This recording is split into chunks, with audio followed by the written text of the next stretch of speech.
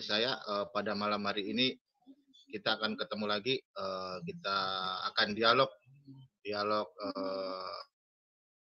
santai ya, dialog santai antara Bro Sueb dengan Bro Sueb dengan Bro Rudi Yohanes ya, dengan tema Tuhan manakah yang berkuasa? Apakah Tuhan umat Muslim ataukah Tuhan dari umat Kristen?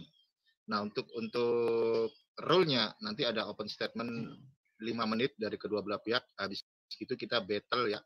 Battle kurang lebih 1 jam. Oke.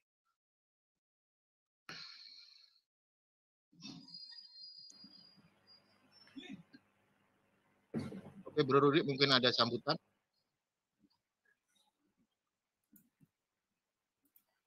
Oke. Halo, udah bisa dimulai? Bisa.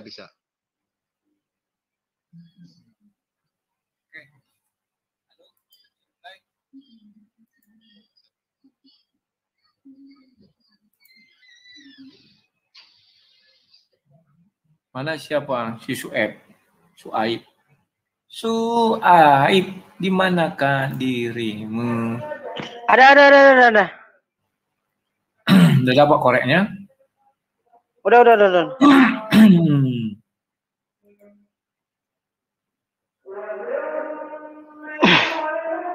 Lanjut, lain. Kok aku yang lanjut? Palen, ayo dimulai gimana ini? Palen. Ya, oke, tadi udah saya buka Bro Rudi pembukaan. Ya. Mungkin Bro Rudi mau pembukaan di channelnya Bro Rudi, silakan Bro Rudi. Oh, di channelku. Ya. Ya. Saudara-saudara sekalian, besarkan dong wajahku ya kan, karena di channelku.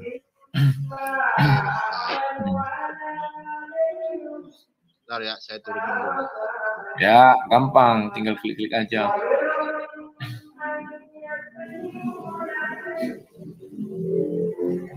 Salam sang batas. Malam ini saya akan berdebat sama si Sueb. Sueb itu kayak nama Benjamin kulit ya.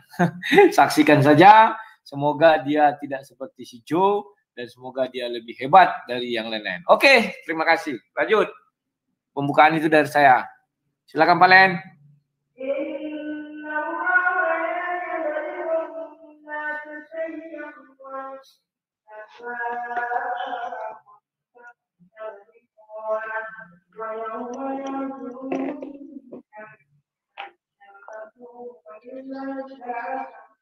Halo, Sueb. Ya. Ada sambutan.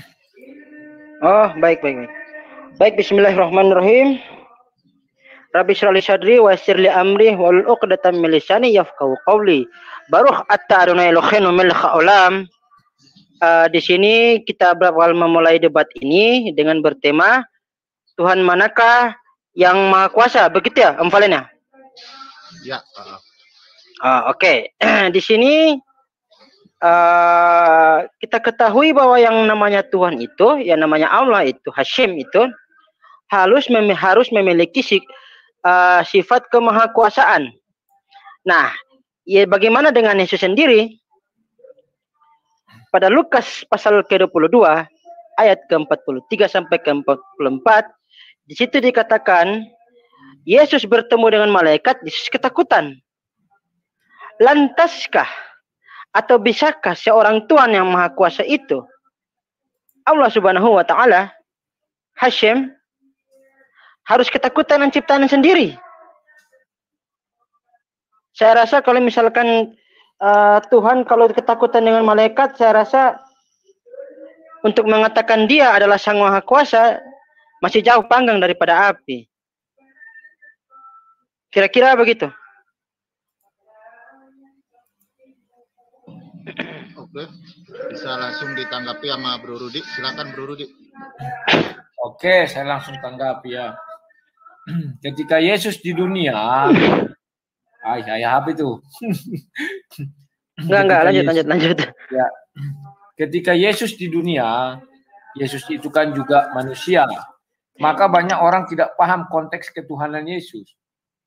Pahami dulu konteks ketuhanan Yesus. Kalau dibilang apakah dia layak disebut Tuhan karena dia ketakutan ketika malaikat datang. Dia tidak takut melihat malaikatnya itu. Tetapi Yesus pada saat itu sedang menghadapi yang namanya penggenapan, nubuatan bahwa dia harus mati di kayu salib, bahwa dia harus disesah dan menderita. Sebagai daging kan ini ada melekat di dalam diri Yesus.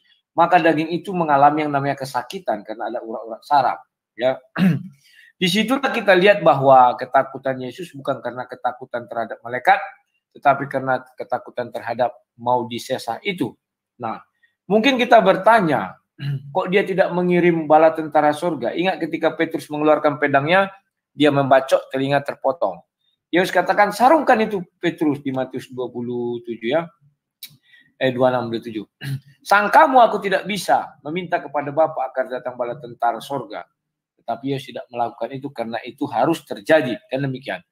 Nah, kalau dibilang apakah Tuhan punya ketakutan terhadap ciptaannya? Iya, semua Tuhan punya ketakutan terhadap ciptaannya. Ketakutan yang bagaimana?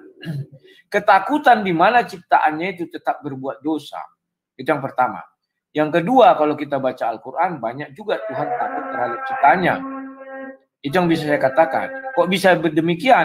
Baca saja, Tuhan memerintahkan orang untuk menolong Tuhan itu sendiri, agamanya, dan sebagainya macamnya.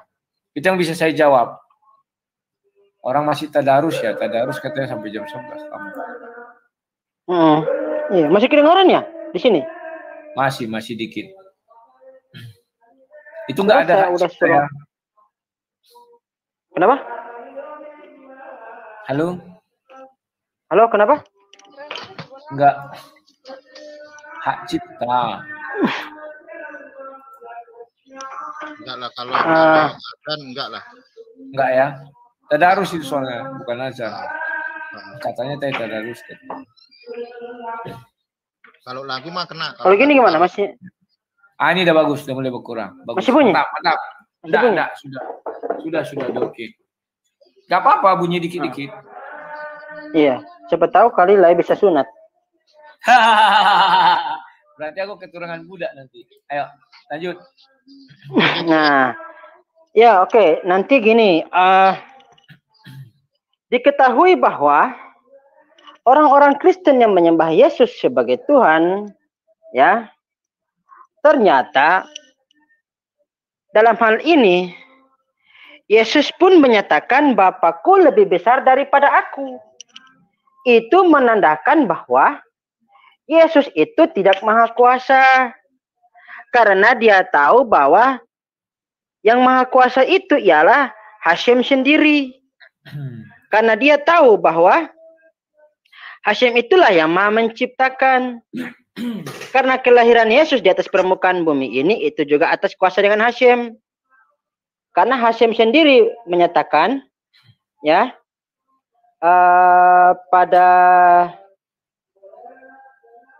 Yesaya pasal ke-45 ayat yang ke-18, saya bacakan teks aslinya dulu ya. Wis, ngeri.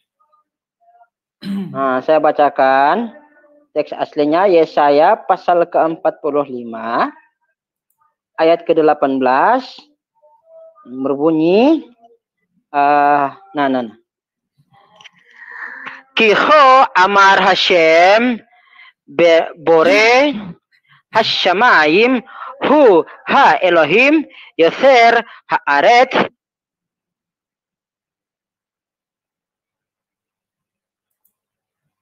Hilang. Halo, suaranya hilang. Kayaknya tidak bisa bersatu bahasa Ibrani dengan bahasa Arab. Gimana nih? Kalau gini suaranya gimana? Udah kedengaran. Siap. Saya lanjut ya. Ya. Konena lo tohu beroa lashevet yesara ani Hashem wen od. Nah, dikatakan bahwa pada Yesaya pasal ke-45 ayat ke-18 yang berbunyi, sebentar saya buka terjemahnya dulu. Waduh.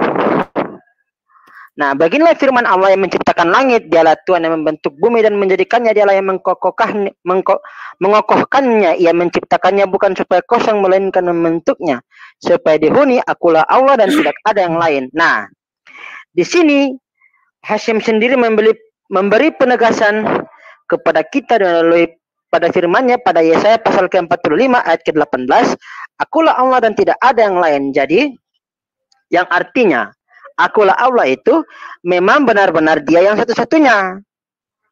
Dan tidak boleh ada ganggu gugat dari campur tangan, dan apalagi ada unsur keterikatan manusia yang harus hadir di atas permukaan bumi ini. Dialah menciptakan langit, dialah Tuhan yang membentuk bumi dan menjadikannya, dialah yang mengokohkannya, menciptakan bukan supaya kosong. Nah, di sini menciptakannya berarti Yesus itu hadir di atas permukaan bumi ini sebagai ciptaan, sebagai seorang nabi yang memberikan tuntunan pengajaran kepada murid dan umatnya agar di mana kembali kepada ajaran yang benar, menyembah kepada Allah yang Esa. La yihya Elohim akhiri ma'al panai. Tiada Tuhan selain aku. Atau la ilaha illallah. Sefer Devarim pasal ke-5 ayat yang ke-7. Kira-kira begitu. Oke, kutanggapi. Jadi sudah jelas ya. Allah sudah menjelaskan bahwa Dialah Sang Maha Kuasa dan Yesus Kristus itulah yang telah diutus oleh Dia. Oke, Yohanes pasal 17 ayat yang ketiga. Ya, kutanggapi.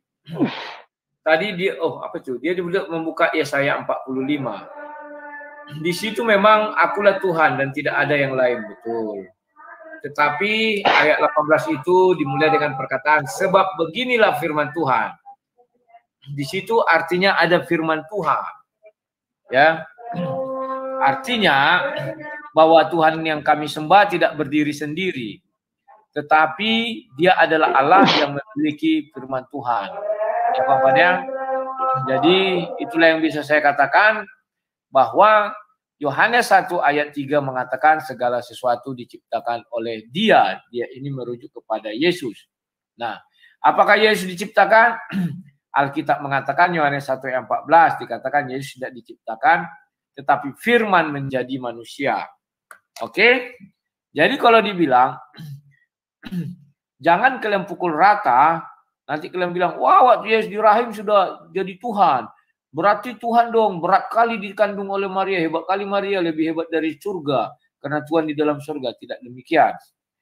Bahwa Yohanes 1 ayat 14 mengatakan firman yang menjadi manusia, ingat ya.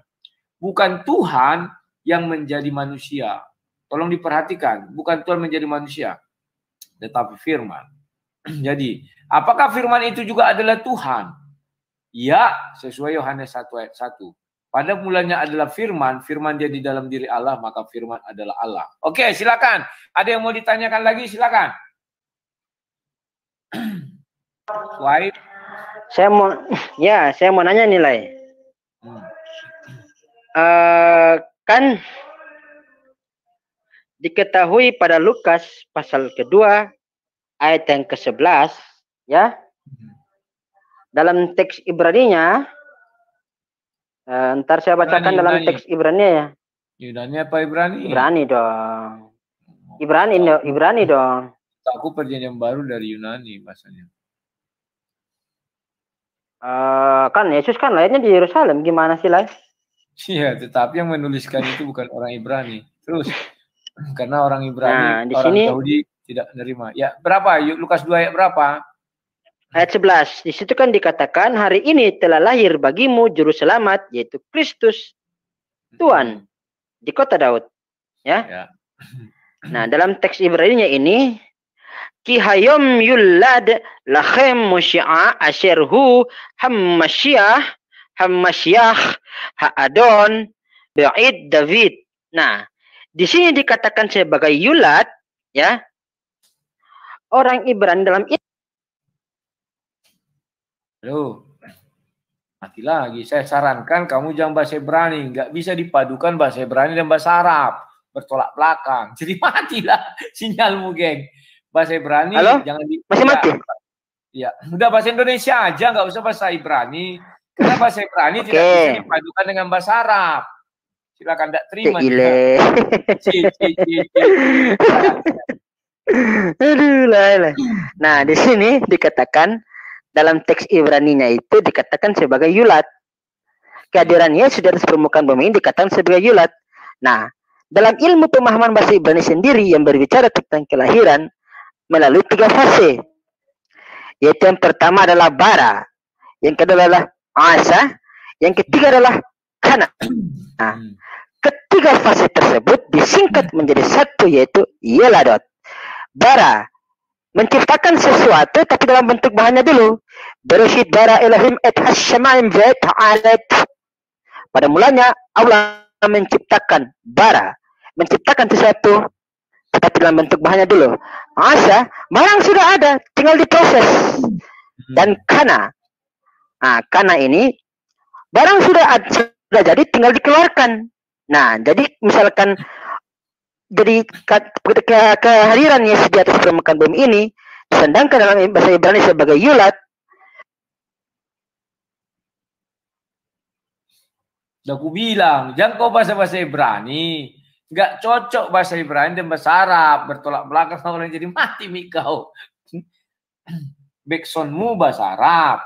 Kau bahasa Ibrani nggak cocok, tolak belakang, nggak mau dia. Nah, jadi orang Yahudi sendiri memahami yang namanya kelahiran itu adalah ciptaan. Jadi tolong Om Rudi jelaskan kepada saya bahwa seseorang yang eksistensinya disandangkan dengan kata yulat itu adalah seorang ciptaan, seorang pencipta. Bukan ciptaan, pencipta. Seseorang yang eksistensinya disandangkan dengan kata yulat itu adalah seorang pencipta, bukan ciptaan. Tolong jelaskan secara saya ya. Dengan kata yulat. Saya jawab, memang itu pencipta. Okay. Kenapa dikatakan pencipta? Yesaya 43 ayat 11. Itulah kata rahasianya, akulah Tuhan dan tidak ada juru selamat selain aku. Jadi Lukas 2 ayat 1 itu dikatakan, hari ini telah lahir bagimu juru selamat. Jadi Tuhan mengatakan di Yesaya 43 ayat 11, akulah Tuhan dan tidak ada juru selamat selain daripadaku. Ya sudah, itu yang melahirkan pencipta dia. Pencipta itu juru selamat. Yesus itu. Tetapi kenapa dibilang Yesus itu pencipta? Karena Yohanes 1 ayat 3 mengatakan, semua segala sesuatu diciptakan oleh dia. Dia itu siapa? Firman Allah. Maka untuk merujuk penciptaan kita masuk kepada Kejadian 1 ayat 1. Seluruh disuruh diciptakan berfirman lala. Jadi yang menciptakan itu memang Tuhan. Tetapi dengan apa? Dengan firman. Yohanes 1 ayat 3 itu sudah jelas. Jadi kalau dikatakan bahwa segala sesuatu diciptakan oleh dia, segala sesuatu diciptakan oleh firman, segala sesuatu diciptakan oleh Yesus, kan pas. Apalagi tanya sebelum aku bertanya sama padamu nanti.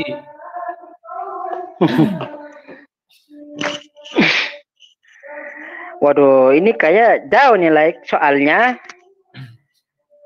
Pada Yesaya 43 tersebut yang berbunyi Anochi Hashem Mibal Adai, ya kan? WN Mibal Adai Mosya. Di situ dikatakan itu memperjelaskan bahwa keesaan Allah, keesaan Hashem itu sendiri, eksistensi Hashem itu sendiri, bahwa dialah satu-satunya dan tidak ada boleh unsur kelengkapan atau unsur yang merupai dia. Gitu. Pada Yesaya 43:11 itu gitu. Nah, sekarang coba kau buka Kejadian 1. Ya, kalau kamu bilang tidak ada yang serupa dengan dia. Kejadian 1 ayat Kejadian 1 ayat 2. Ya. Kejadian 1 ayat 1 dikatakan di sana. Kejadian 1. Ya, ayat 1 dulu. Pada mulanya Allah menciptakan langit dan bumi. Di sini sudah ada dikatakan Allah. Kemudian Kejadian 1 ayat 2 dikatakan Roh Allah. Apakah Allah dan Roh Allah ini adalah oknum yang sama? Coba kamu jawab. Oh, itu. Oke, Roh Allah. Di situ kan dikatakan roh dalam bahasa Ibrani itu adalah ruah. Ya. Iya dong? Ya, nah, dong. Sedangkan ruah itu bukan dipahami sebagai kata roh. Nah, inilah maaf ya, kekurangan umat Kristen yang kurang paham, bukan tidak paham, tapi kurang paham akan teks aslinya, bahwa pelafalan yang sama, pelafalan yang berbunyinya sama, tetapi diartikan sebagai arti yang sama. Ternyata ruah tersebut bisa diartikan sebagai nafas, angin, semangat.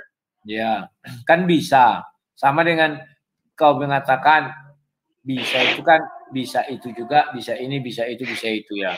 Salah satunya roh Allah. Kalau kamu apa kira-kira coba pilih. Menurutmu apa yang mau menurutmu? Nah, sedangkan gini lah ya, sedangkan yang namanya ruah atau arwah yang dapat menghidupkan manusia itu dalam teks Ibraninya adalah neshama. Ya. Neshama inilah yang bisa yang menyatu dengan jasad manusia, yang dapat menciptakan gerak kepada manusia dan dapat menghidupkan manusia untuk melakukan aktivitas sehari-hari. Itu kan manusia. Nah, sedangkan itu kan manusia. Saya tidak nanya manusia, saya tanya Tuhan. Coba kamu jelaskan kejadian 1 sama kejadian 1 2. Di situ ada Allah dan di situ ada roh Allah. Kalau saya sih, kalau untuk kejadian 1 ayat 1, saya nggak berani menafsirkan sendiri. Karena kitab itu kan kitabnya orang Yahudi. Oke. Nah, mumpung di sini moderator kita kan berasal dari Judaism, jadi saya bakal menggunakan dari penjelasan Rabi, penjelasan Rasi, gitu. Gak usah si Palen jelaskan. Udah, berarti kau tidak sanggup menjelaskan itu aja ya. Oke, apa pertanyaanmu lagi? Entar dulu lah, entar dulu. Apa lagi yang entar? Entar saya jelaskan mengenai kejadian 1. Ayat ke-1 ya. Bilang tidak sanggup. Sekarang kok jadi sanggup? Saya bukan bilang tidak sanggup lah. Diputar aja rekaman ini kan bisa. Diputar aja rekaman ini kan masih ada ucapanmu tidak sanggup. Bukan saya tidak sanggup. Aduh, gimana sih? Ya sudah, kamu sanggup. Saya bilang saya nggak bakal menafsir. Ntar. Nah, di sini Rasi sendiri menjelaskan Bereshit bara Elohim et hashamayim et haaret. Nah, pandangan Rasi pada ayat di sini ialah ntar. Pandangan Rasi. Oke. Pandangan saya dong. Ya, pandangan Rasi. Bukan firman Tuhan itu sendiri ya, pandangan Rasi. Ya, dipandang-pandangnya gini. Itu tafsirannya, lah. Iya, tafsiran Rasi, tafsiranmu kan beda nanti, nggak apa-apa, silakan. Loh, saya kan bukan penafsir, saya harus menggunakan kan mereka kan punya literasi tersendiri lah. Gimana sih? Semua orang punya literasi tersendiri kok. Gimana sih? Nah, di sini saya bacakan ya penciptaan Kata Rabi tidak perlu memulai Taurat kecuali ini merupakan perintah pertama yang aku bilang jangan bilang Rabi, backsoundmu bahasa Arab. Kau sebut Rabi nggak suka dia, jadi korset lah nggak bersuara lagi. Aduh, nggak bisa kau satukan gelap dengan terang kan gitu. Kalau gelap dan terang jadi terang dia yang gelap itu ya. Aduh. Kode-kode alam ini kawan. Swipe, halo, di manakah dirimu? Kemana, di mana? Halo? Ya, silakan. Ini suara saya gimana nih?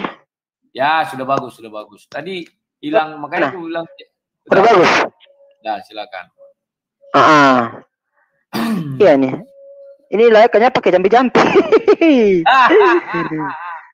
Nah, di sini dikatakan. Aku nggak pernah pakai jampi-jampi. Aku bilang nggak boleh bersatu bahasa Arab sama bahasa Ibrani. Kau ngotot aja terus. Silakan. Nah, Rasi sendiri katakan adalah sekarang untuk alasan apa dia memulai dengan pada awalnya. Karena ayat kekuatan pekerjaannya berhubungan dengan umatnya untuk memberi mereka milik pusaka bangsa-bangsa. Karena jika bangsa-bangsa di dunia berkata kepada Israel, kamu adalah perampok karena kamu menaklukkan dengan paksa tanah ketujuh bangsa, mereka akan menjawab seluruh bumi adalah milik yang kudus. Nah, seluruh bumi adalah milik yang kudus, jatuh milik kembali kepada Hasyim. kudus itu. Diberkatilah dia menciptakannya. Ini kita pelajari dari kisah penciptaan dan memberikannya kepada siapapun yang dianggap pantas ketika dia mau. Dia memberikannya kepada mereka. Panjang kali kau jelaskan. Nah, jadi ciptaan ini antar dulu, Ray. Jangan terguncang lah. Nah, jadi yang dimaksud oleh Rasi itu penciptaan bumi itu, penciptaan langit dan bumi pada Kejadian pasal ke-1 ayat yang ke-1 itu dilakukan oleh Sang yang Maha Kudus tadi. Maha Kudus itu berarti kepada siapa? Ya Hashim tadi, Anochi Hashem wa enmi bal'adai mosyi'a. Jadi pada penciptaan yang kudus itu, kudus yang berbalik kepada kuasanya Hashim tadi. Gitu. Sekarang aku tanya kau, Tuhanmu menciptakan langit dan bumi ini. Halo, apakah Tuhan yang kau sembah menciptakan langit dan bumi? Halo. Kenapa? Apakah Tuhan yang kamu sembah itu pencipta langit dan bumi? Apakah Allah yang kamu sembah pencipta langit dan bumi? Oh iya dong. Nah, apakah Allahmu dalam mencipta itu seorang diri? Sendiri? Oh iya dong. Seorang diri dong. Masa dia nggak butuh ini? Ya, berarti dia mencipta tanpa firman. Loh, kan firman kan berasal dari Allah lah. Ya, dia nggak butuh pendamping. Ya, berarti dia butuh pendamping dong, firman. Maksud saya butuh firman untuk mencipta ya.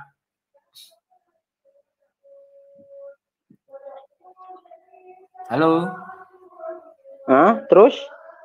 Ya udah itu kutanya, apakah Allahmu yang zat itu di zat bisa menciptakan seorang diri? Oh iya. Bentar ya, saya buka ayatnya dulu ya. Ya, silakan.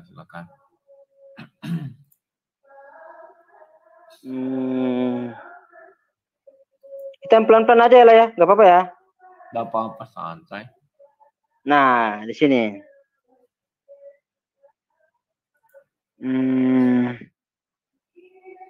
Ntar. Aduh, saya salah ayat nih. Jangan salah ya, nanti salah tafsir. Menciptakan.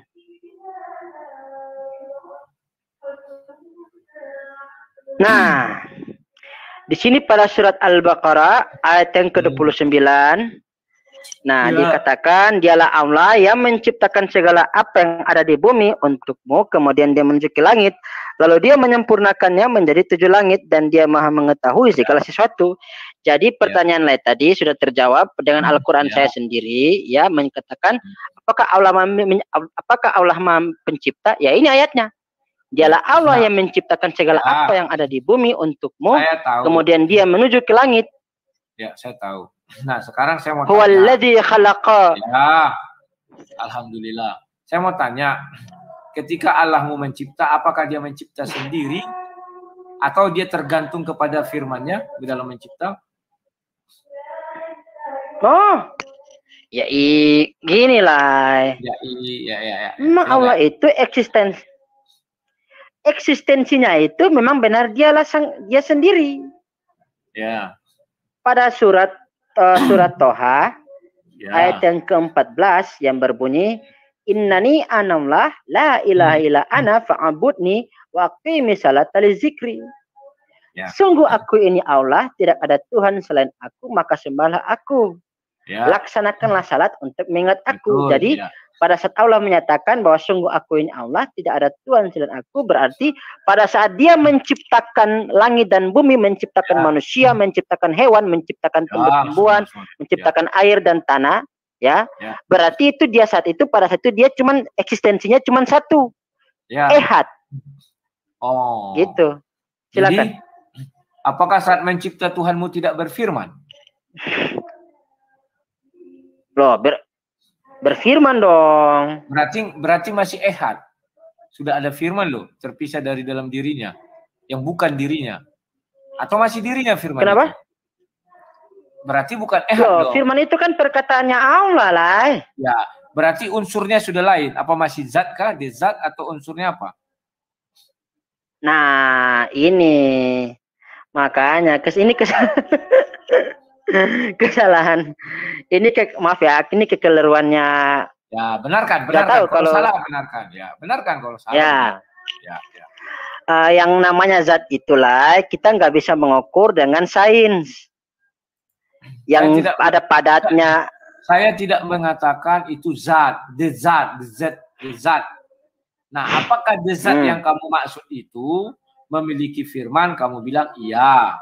Sekarang saya tanya, apakah firman the zat itu adalah zat atau benda lain? Silakan.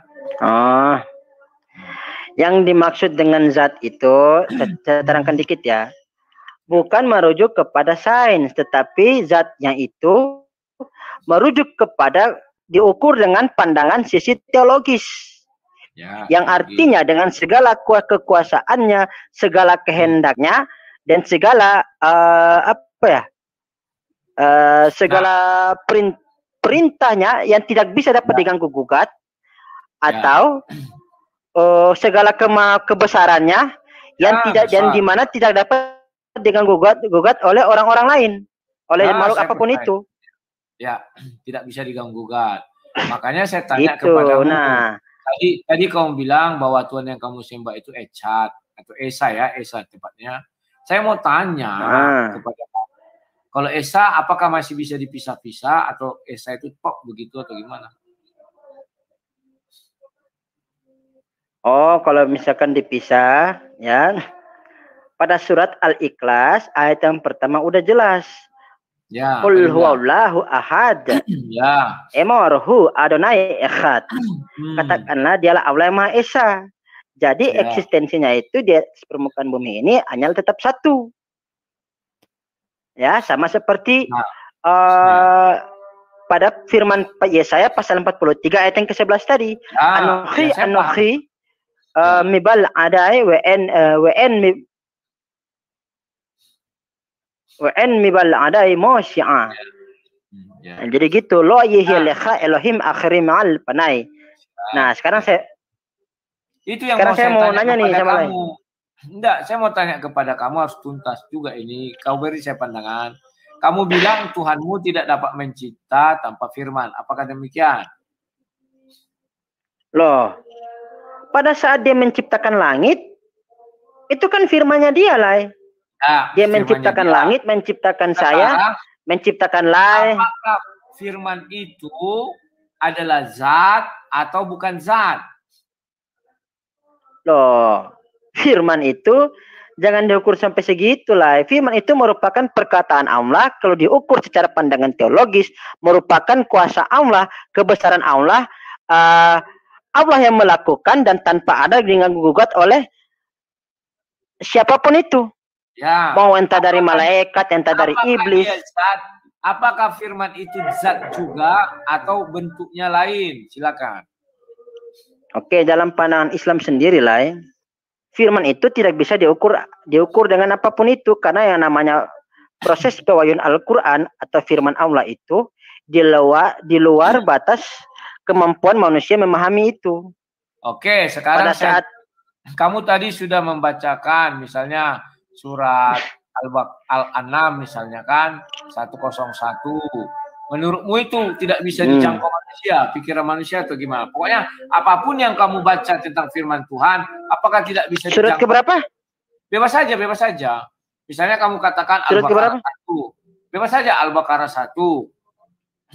Al-Baqarah 2, Al-Baqarah 3. Oh, gitu. Nah, maksudku tadi kau bilang kan tidak bisa dijangkau akal pikiran manusia. Apakah demikian? Saya nggak percaya itu. Sekarang saya tanya kamu, apakah firman Allah itu? Coba kita lihat di surat.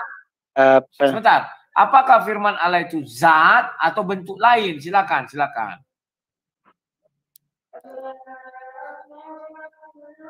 Oke. Kalau lain tanya seperti itu karena kami dalam Muslim itu memahami kata firman itu bukan sebagai zat atau sebagai firman sebagai zat. Kami memahami firman itulah dalam pemahaman. Suara saya gak kedengaran ya? Tadi agak robot. Ya, ulang silakan. Sekarang gimana? Udah robot? Ya, masih ada robotnya lagi. Atau di sini karena mau petir, udah mau hujan petir, jadi kurang bagus. Ayo silakan. Masih robot? Udah bagus. Oke. Okay. Jadi kalau misalkan Lai berkata dengan yang namanya firman itu dalam bentuk zat atau tidak, gitu ya? Halo? Ya. Nah, ya, oke. Okay. Iya. Mari kita saya kasih satu contoh ya. Pada surat Al-Imran ayat ke-59 yang berbunyi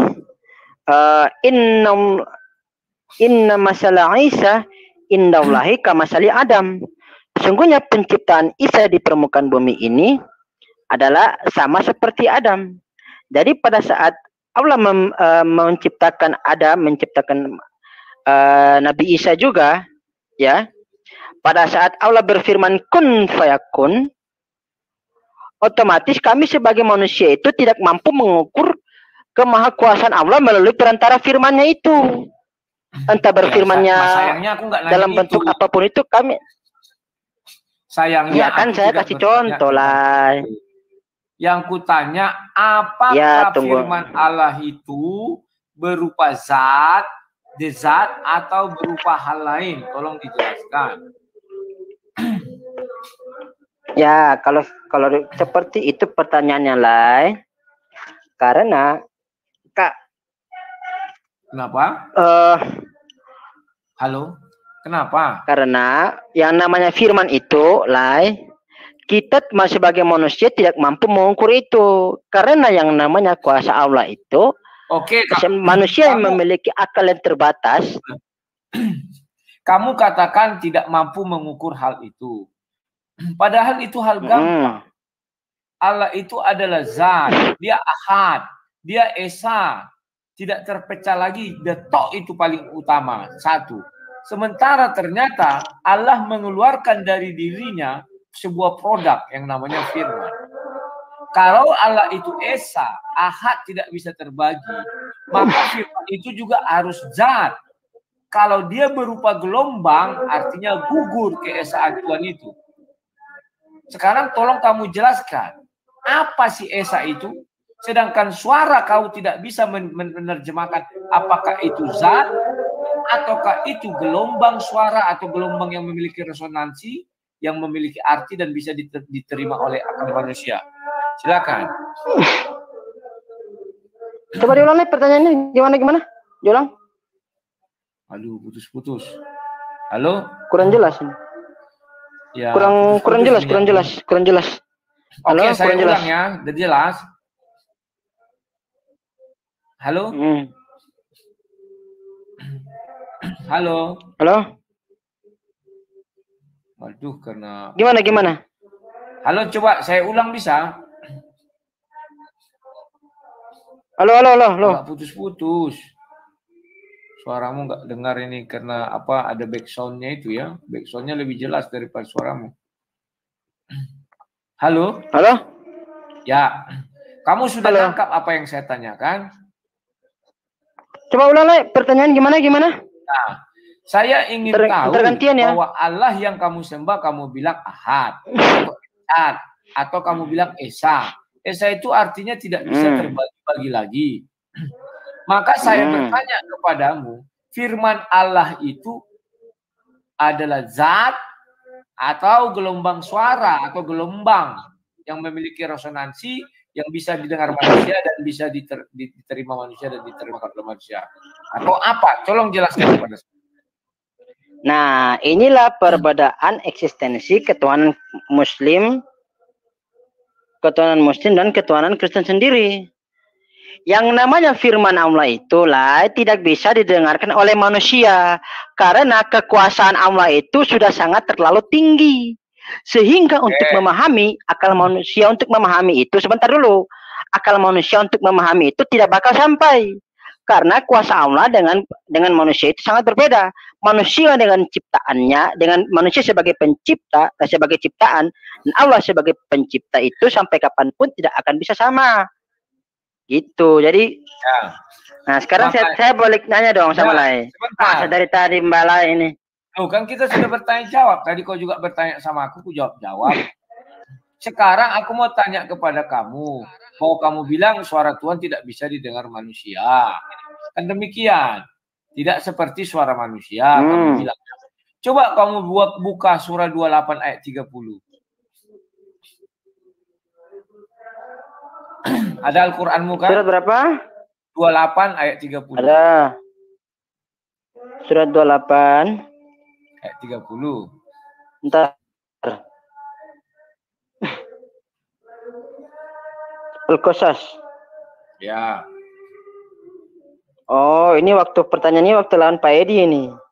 Enggak, saya enggak nanya itu. Yang saya tanya yang mau saya tanyakan kepada kamu, di situ ada kalimat langsung antara Tuhan atau Allah sama Musa. Dan Tuhan mengatakan, wahai Musa, kau bising kali. Wahai Musa, sungguh aku adalah Allah, Tuhan seluruh alam. Menurutmu, itu berupa zat atau berupa gelombang?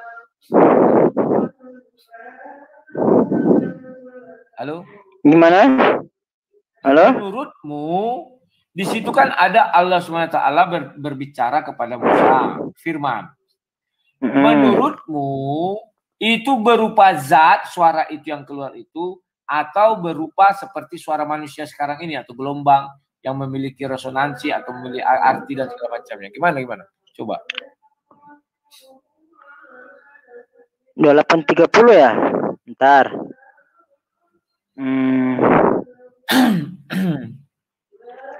Nah, di sini saya menggunakan tafsiran Ibnu Katsir ya. Ya. Karena selaku saya kan bukan penafsir, jadi saya hanya menggunakan tafsiran dari Ibnu Katsir sendiri. Nah, maksud yang sedang berbicara kepadamu ini adalah Tuhan semesta alam yang maha berbuat terhadap apa yang dikehendakinya. Tidak Tuhan dan tidak Rab selain Dia yang maha tinggi, lagi maha suci dari kemiripan dengan makhluknya dalam zat, sifat, dan perbuatannya. Jadi pada saat Allah berfirman kepada Nabi Musa, ya otomatis mungkin dengan kekuasaannya Allah, ya mungkin saja dengan kekuasaan Allah, kita juga nggak tahu ya. Suara Allah itu didengarkan khusus kepada Nabi Musa.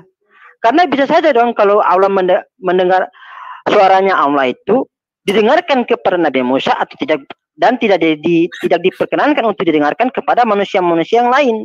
Selain hanya Nabi Musa pada saat itu sedang bercakap-cakap dengan Allah. Nah, gitu. Nah, sekarang pertanyaan saya. Yang saya tanya bukan itu. Apakah suara itu berupa zat, apa berupa gelombang seperti saya bersuara ini? Nah, kalau misalkan ditanya itu karena memang Nabi Musa itu mendengarkan suara Allah, otomatis untuk dalam konteks ini berupa suara yang sedang bercakap-cakap antara Tuhan. Nah, sekarang gimana? Halo, suaramu kurang jelas. Sekarang gimana? Sekarang gimana? Nah, ini baru bagus. Kok hilang-hilang timbul? Oke. Nah, kita bacain ulang ya tafsirannya Ibnu Katsir ya.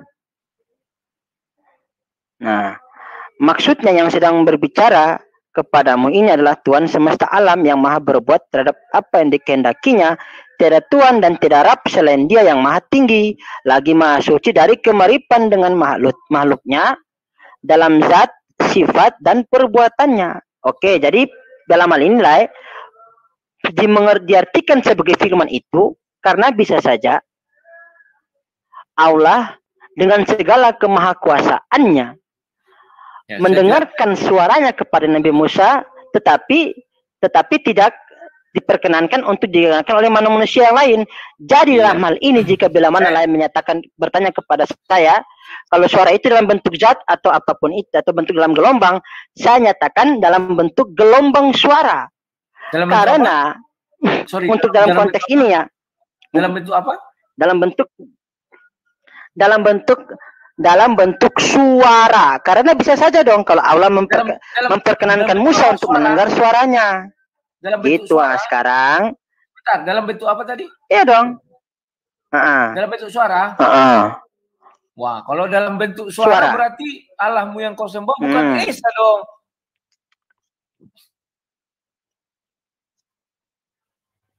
Halo? Loh, kan gini lah, kan Allah yang dengan halo? Ya, berarti Allahmu nggak Esa dong kalau bentuknya Halo? suara. Artinya ada dua jenis di dalam diri Allahmu. Loh, nggak gitu bos. Lah yang ganteng seperti Yesus. Jadi gini. Jadi mungkin saja pada saat momen tersebut ya. Nanti dugaan nih, asumsi. Loh, asumsi gimana? Ya. Lah Oke. kan Sudahlah, kamu tidak mampu menjawab itu, kamu tanyalah saya. Silakan. Udah saya jawab. Ya, Oke, makanya ya. sudah kamu menjawabnya tidak mampu. Sekarang kamu bertanya saja kepada saya. Silakan. Oke, saya tanyakan ya. Nah, Lai kan Trinitas nih ya. Atau Trinitarian, saya belum tahu nih. Trinitas. Iya.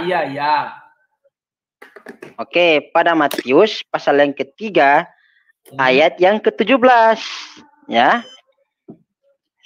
Nah, di situ sesudah dibaptis, Yesus segera keluar dari air. Dan pada waktu itu juga langit terbuka. Dan ia melihat roh Allah seperti burung merpati.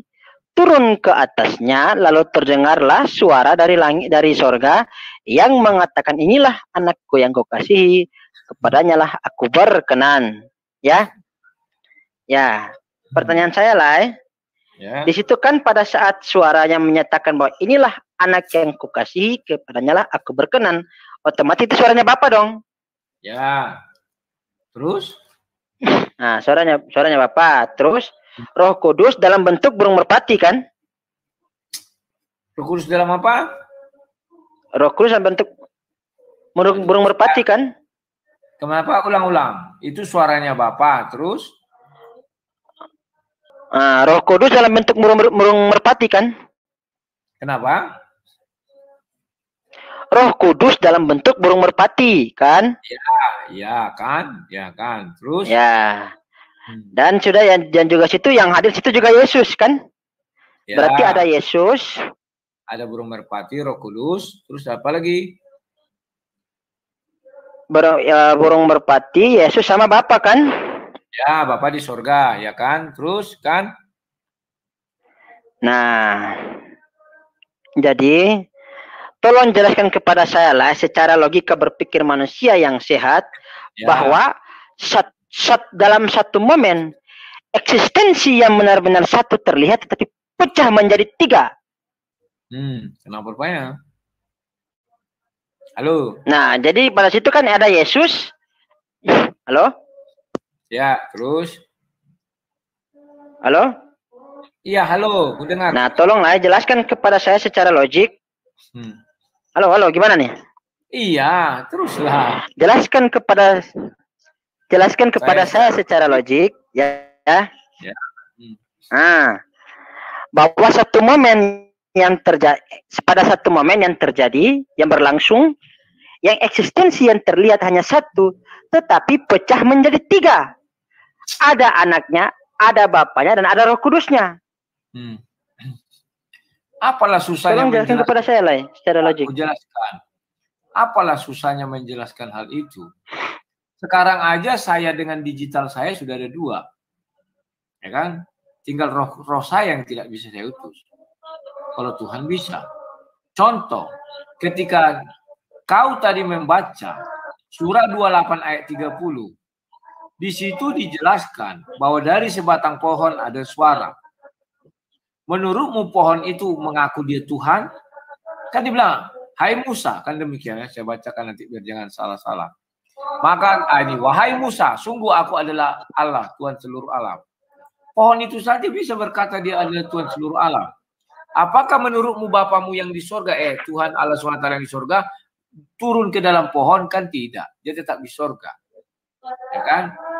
Sekarang ternyata ada suara Tuhanmu dari batang pohon dan mengaku-ngaku itu adalah Tuhan. Dan Musa mendengarnya. Apa yang salah? Kan gampang menerjemahkan itu. Cuman ketika Yesus dibaptis ada burung merpati. Itu Roh Kudus. Ini berulang kepada Kejadian 1 ayat 1, 2 dan 3. Pada mulanya Allah menciptakan langit dan bumi, ada Allah. Maka ketika peristiwa dibaptis ada Bapa. Bapaknya di mana? Di sorga. Allah pun di sorga. Baru Kejadian 1 ayat 2, Roh Allah. Maka ada burung merpati, itulah Roh Allah itu. Kan demikian, sama-sama ada. Baru yang ketiga, berfirmanlah Allah. Maka itulah Yesus. Kalau Yesus sudah jadi manusia kan, dan merpati itu juga mengeluarkan suara. Itulah firman Allah. Ya sudah, logikanya kan gampang, nggak susah-susah itu. Paham ya? Oke, apakah pada saat Yesus turun ke bumi otomatis di surga kosong dong? Kan dia sudah turun ke bumi.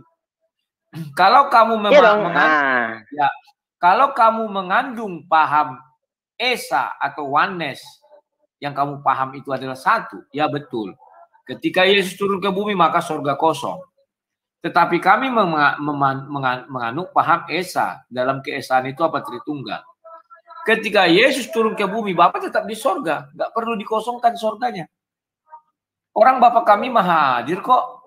Tetapi kalau seperti oneness atau seperti dirimu yang mengaku tidak terpisah lagi hanya satu. Ketika Yesus turun ke bumi, maka sorga kosong, sudah di bumi. Maka ketika kau membaca surah 28 ayat 30, dari sebatang pohon, artinya surga kosong. Karena Allah SWT sedang ada di bumi, di dalam sebuah pohon. Kan dibuat dari sebatang pohon. Pohon itu mengaku dia adalah Allah kepada Musa. Itulah kalau kau menganut paham seperti orang-orang oneness itu. Tetapi kami tidak menganut paham itu. Bapa tetap di surga, ada Roh Kudus, dan ada Yesus di bumi. Silakan. Apalagi? Takut kali aku sama kau nih. Tapi takut aku. Kenapa? Takut aku sama kau kayak bunyi kereta, kau bursi-bursi aku. Bush, kau bilang bush. Silakan. Ayo, ya, saya lagi flu soalnya hidung saya lagi. Makanya tiba-tiba terkejut telinga. Lanjut, silakan. Nah, jadi saya mau pengen penjelasan yang logis dari Lai itu gini Lai. Kan Yesus ini kan 3 jadi 1 nih. Ya. Kan? Nah, pada saat momen pembaptisan itu Lai. Ya. Yang dibaptiskan Yesus 1. Ya. Burung merpati Roh Kudus 2, kan? Ya. Dan suara yang dari langit itu yang menyatakan inilah anak yang kukasih, kepadanya lah aku berkenan. Kan Bapa kan? Nah, 3 menjadi 1 nih, kan? Nah, tolong jelaskan kepada saya lah bahwa pada saat sebuah momen yang terjadi itu, eksistensi yang terlihat itu hanya 1, tetapi bisa pecah menjadi 3. Ada anaknya, ada bapaknya, dan ada Roh Kudusnya. Ya itulah eksistensi Tritunggal itu. Tetapi itu bukan dimulai ketika Yesus dibaptis. Tidak. Itu sudah dimulai dari Kejadian. Ada 3 dong. Itu sudah dimulai dari Kejadian 1 ayat 1, ayat 2 dan ayat 3. Sama urutannya. Jadi apa lagi kau tanya? Halo? Oke, berarti Lai udah ngaku ya? Iya. Halo? Ya, ngaku apa? Halo? Ya, halo. Nah, berarti Lai udah ngaku kalau Tuhannya ada 3 ya? Saya tidak pernah bilang 3. Berarti Tuhannya ada 3 ya? Saya tidak pernah bilang 3. Tuhan yang kami sembah itu Esa. Namun di dalam keesaannya, dia bisa mengutus firman-Nya, dia bisa mengutus rohnya, bahkan dia sendiri pun ada. Nah, itu bedanya. Paham ya? Nah, kalau kamu jadi sebentar. Kalau kamu bilang Tuhan kami seperti orang-orang oneness atau seperti yang kamu bilang Esa, maka tidak akan sanggup Tuhanmu seperti Tuhan kami. Bapa tetap di surga, ada Roh Kudus dan ada Yesus di bawah. Oneness pun tidak sanggup. Bapa di surga, ada burung merpati Roh Kudus, dan ada Yesus di bawah. Kalau oneness itu adalah Bapa itu adalah satu, maka tidak akan bisa jadi 3-1 semua, hanya Yesus aja, atau Roh Kudus saja, atau Bapa saja. Sama dengan Tuhan yang kamu sembah. Kalau Tuhan yang kamu sembah itu seperti yang kamu bilang, tunggal tidak bisa dipisah-pisah, tidak ada lagi unsur di dalamnya. Pertama, firman Tuhan sudah gagal untuk kamu jelaskan. Yang kedua, tidak akan sanggup Tuhanmu melakukan seperti apa yang dilakukan ke Tuhan kami ketika Yesus dibaptis. Silakan. Ada enggak di dalam Al-Quran Tuhanmu sanggup melakukan seperti apa yang dilakukan Tuhan kami ketika Yesus dibaptis? Silakan. Dia hadir di sorga, ada di langit waktu jadi. Silakan. Sanggup enggak Tuhanmu seperti itu? Kalau itu sih jawaban saya menggunakan ayat kursi aja, lah. Ya, silakan. Mana jadi pada Al-Quran surat Al-Baqarah ayat yang kedua, ayat ke-255. Ya. Bentar.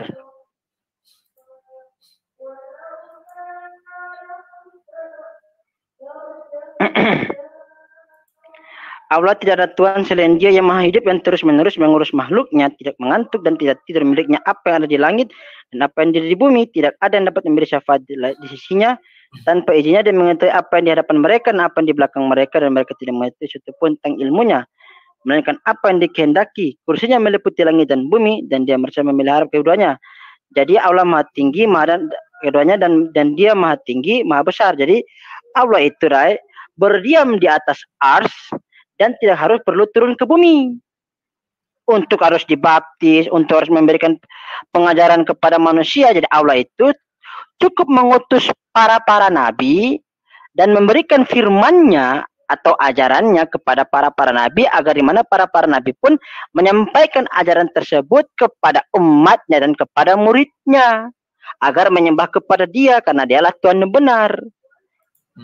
Gitu. Oke, dan mengenai jadi kamu bilang, tadi pertanyaan saya belum kejawab. Kamu bilang bahwa Tuhan yang kamu sembah tidak perlu turun ke bumi, kan demikian. Saya curiga bukan tidak perlu turun ke bumi, tapi tidak sanggup. Tidak sanggup. Coba buktikan ada Tuhan yang kamu sembah itu seperti Tuhan kami. Dia tetap di sorga, tetapi bisa mengutus firman-Nya menjadi manusia, dan bisa mengutus rohnya ada di langit. Sekali 3 nampak. Coba buktikan satu ayat dalam Al-Quranmu bahwa Tuhan yang kamu sembah sanggup melakukan apa yang dilakukan Tuhan kami.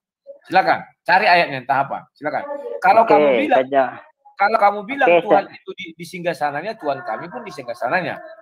Sekarang carikan kehebatan Tuhan yang kamu sembah melebihi kehebatan Tuhan kami. Silakan.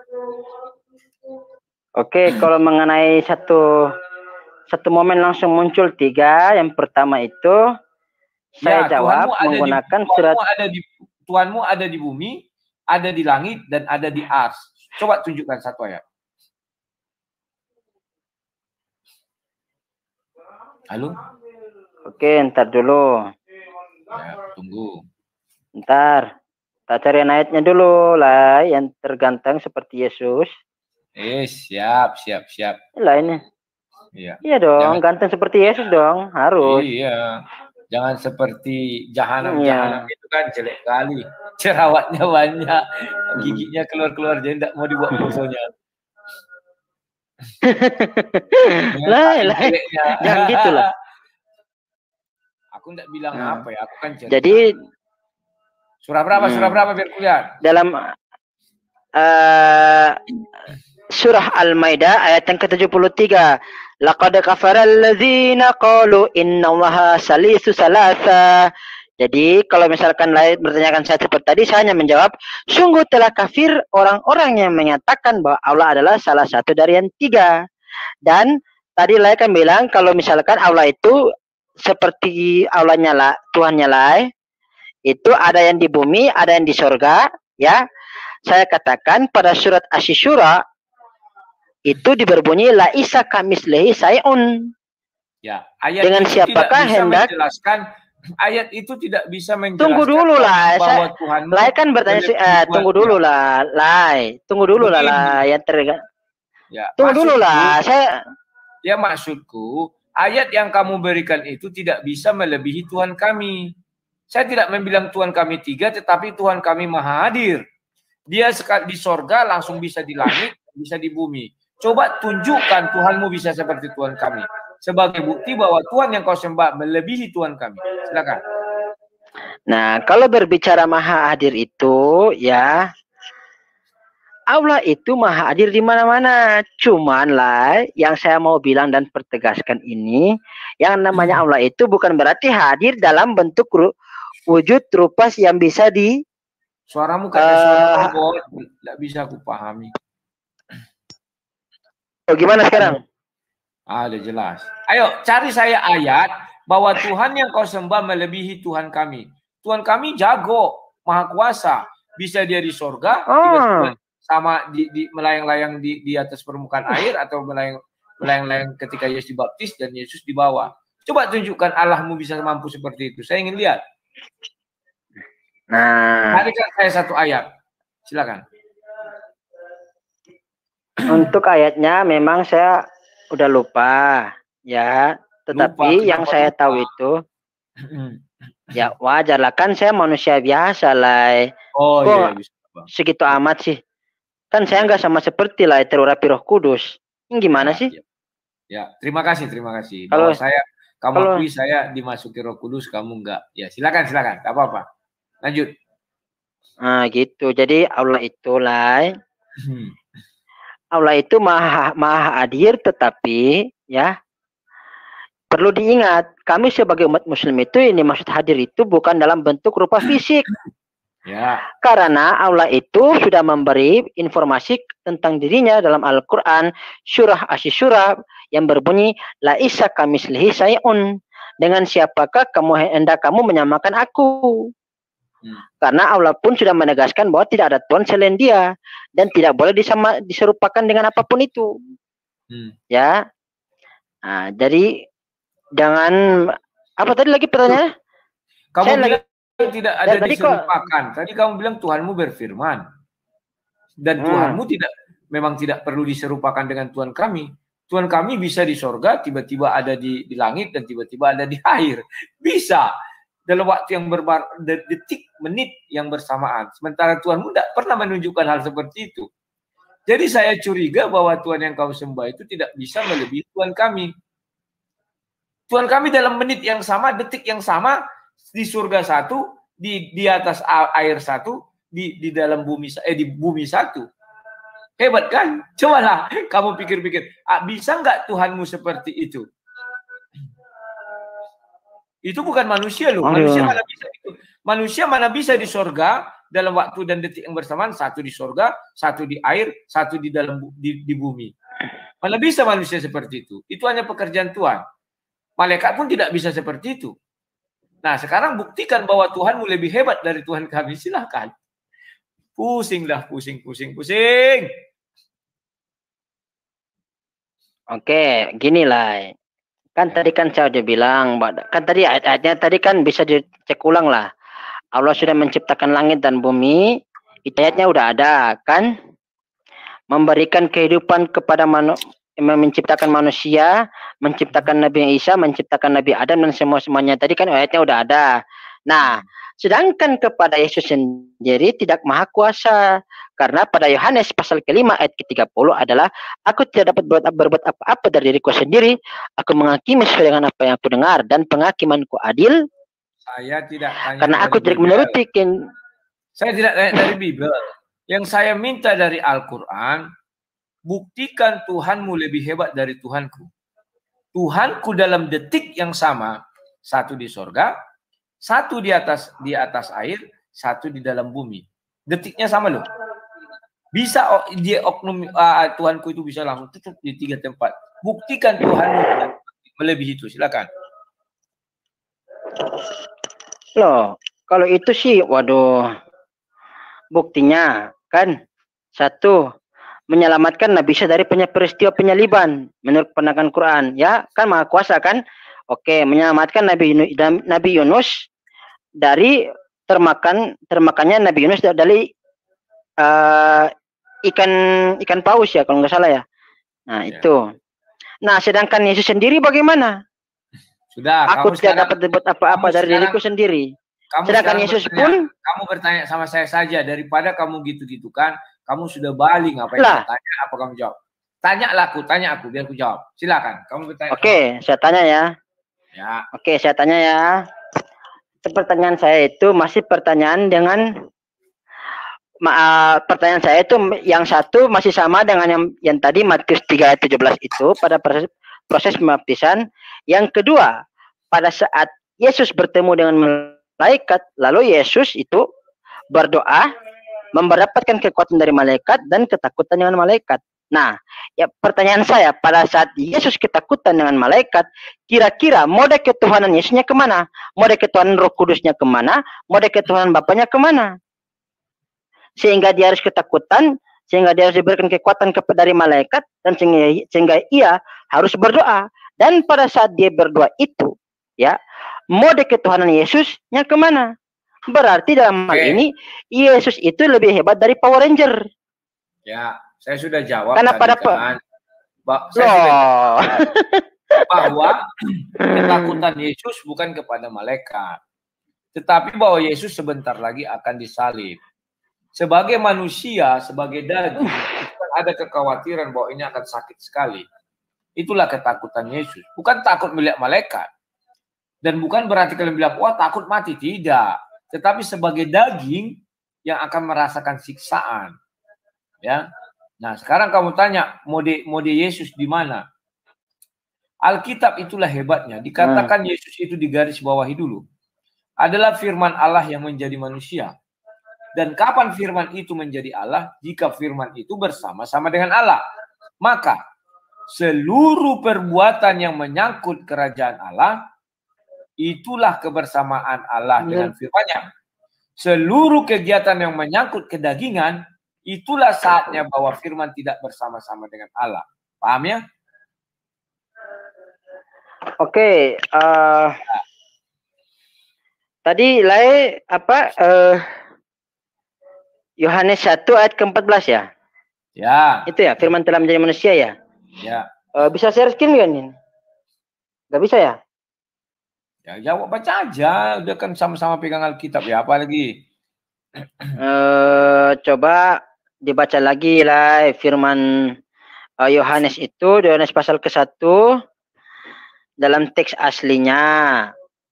Inilah nggak baca teks aslinya sih. Jadinya ya, gitu, tersesat sendiri. Saya nggak tersesat. Oke.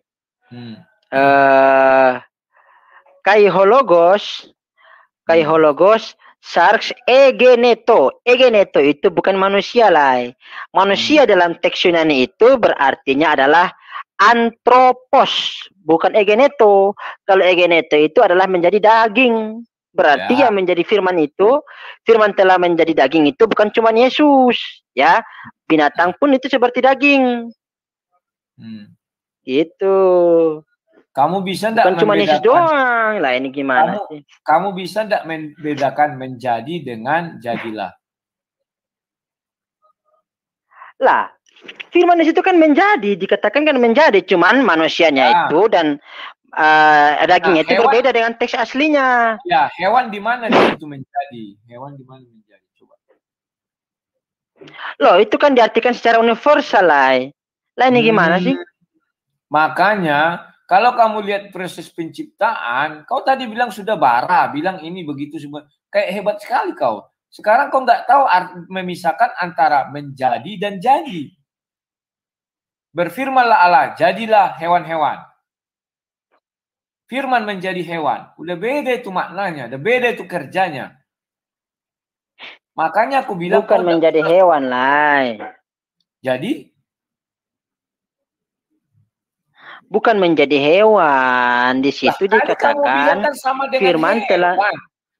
Hewan juga kan firman jadi hewan, kau bilang daging.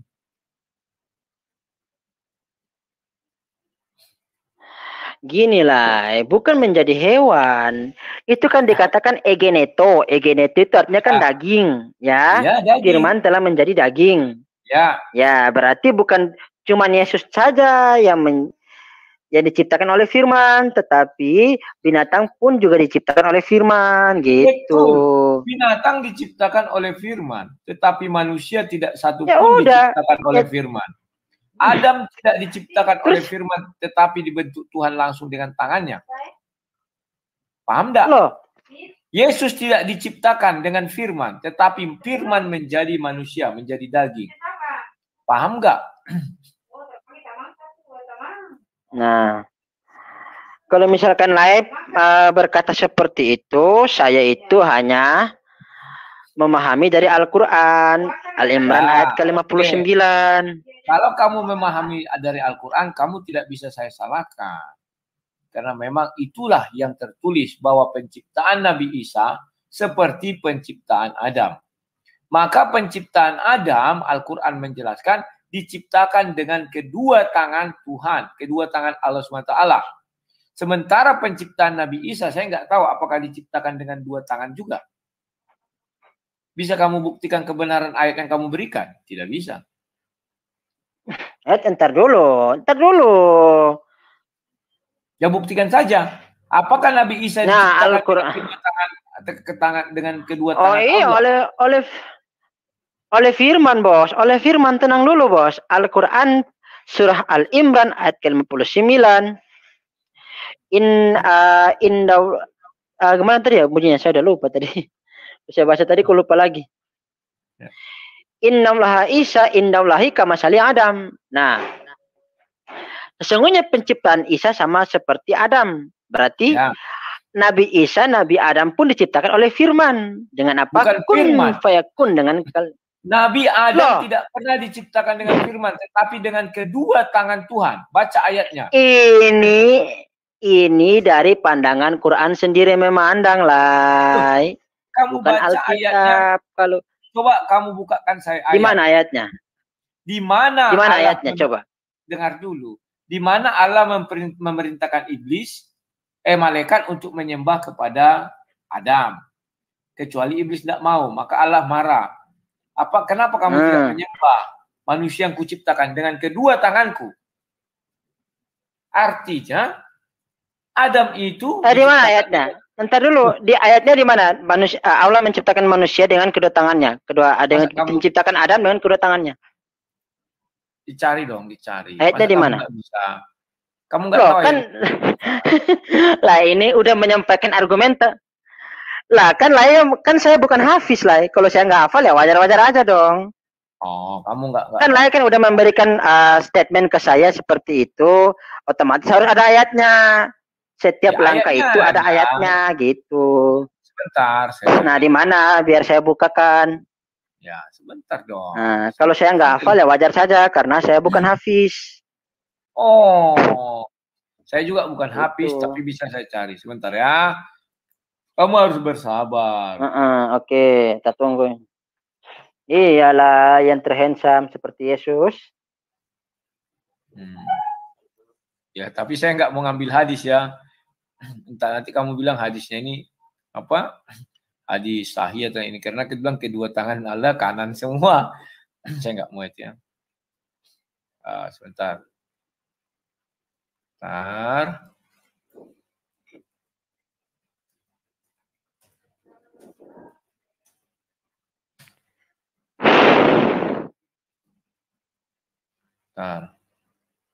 Eva Atagar, gimana? Eva Atagar?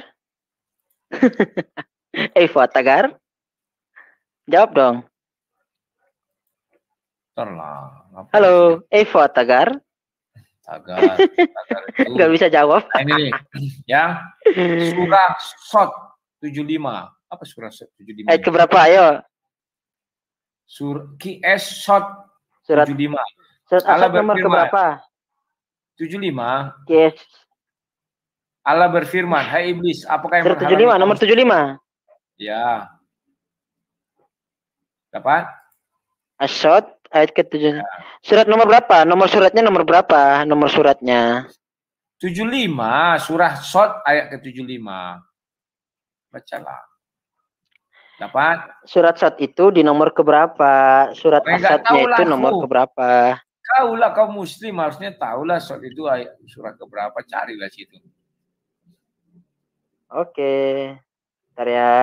Saya harus buka dulu. Nah, silakan.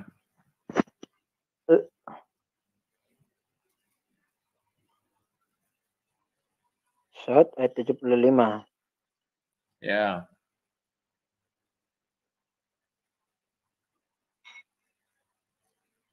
Apa?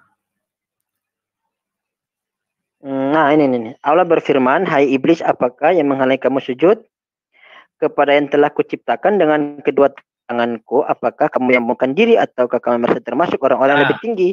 Oke, ya, kalau di misalkan situ berarti Allah menciptakan Adam itu dengan kedua tangannya.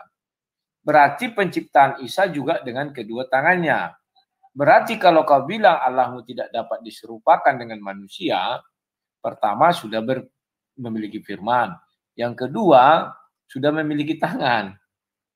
Kalau kamu bilang tidak serupa dengan manusia, silakan. Kalau manusia tangannya ada kiri dan kanan. Mungkin tangannya kanan semua, maka tidak serupa dengan manusia, tapi tangannya tetap ada, kan bisa. Indra Moshe. Sudah nah gini. Indra Moshe nih. Lama aku cari. Nah gini. Jadi kita debat tentang apa itu. Ya silakan. Saya jelaskan ya, pakai tafsiran Al-Quran ya. Saya bukan pendapat saya. Al-Quran tidak pernah memiliki tafsir. Al-Quran tidak pernah menafsirkan. Nauzubillah min dzalik.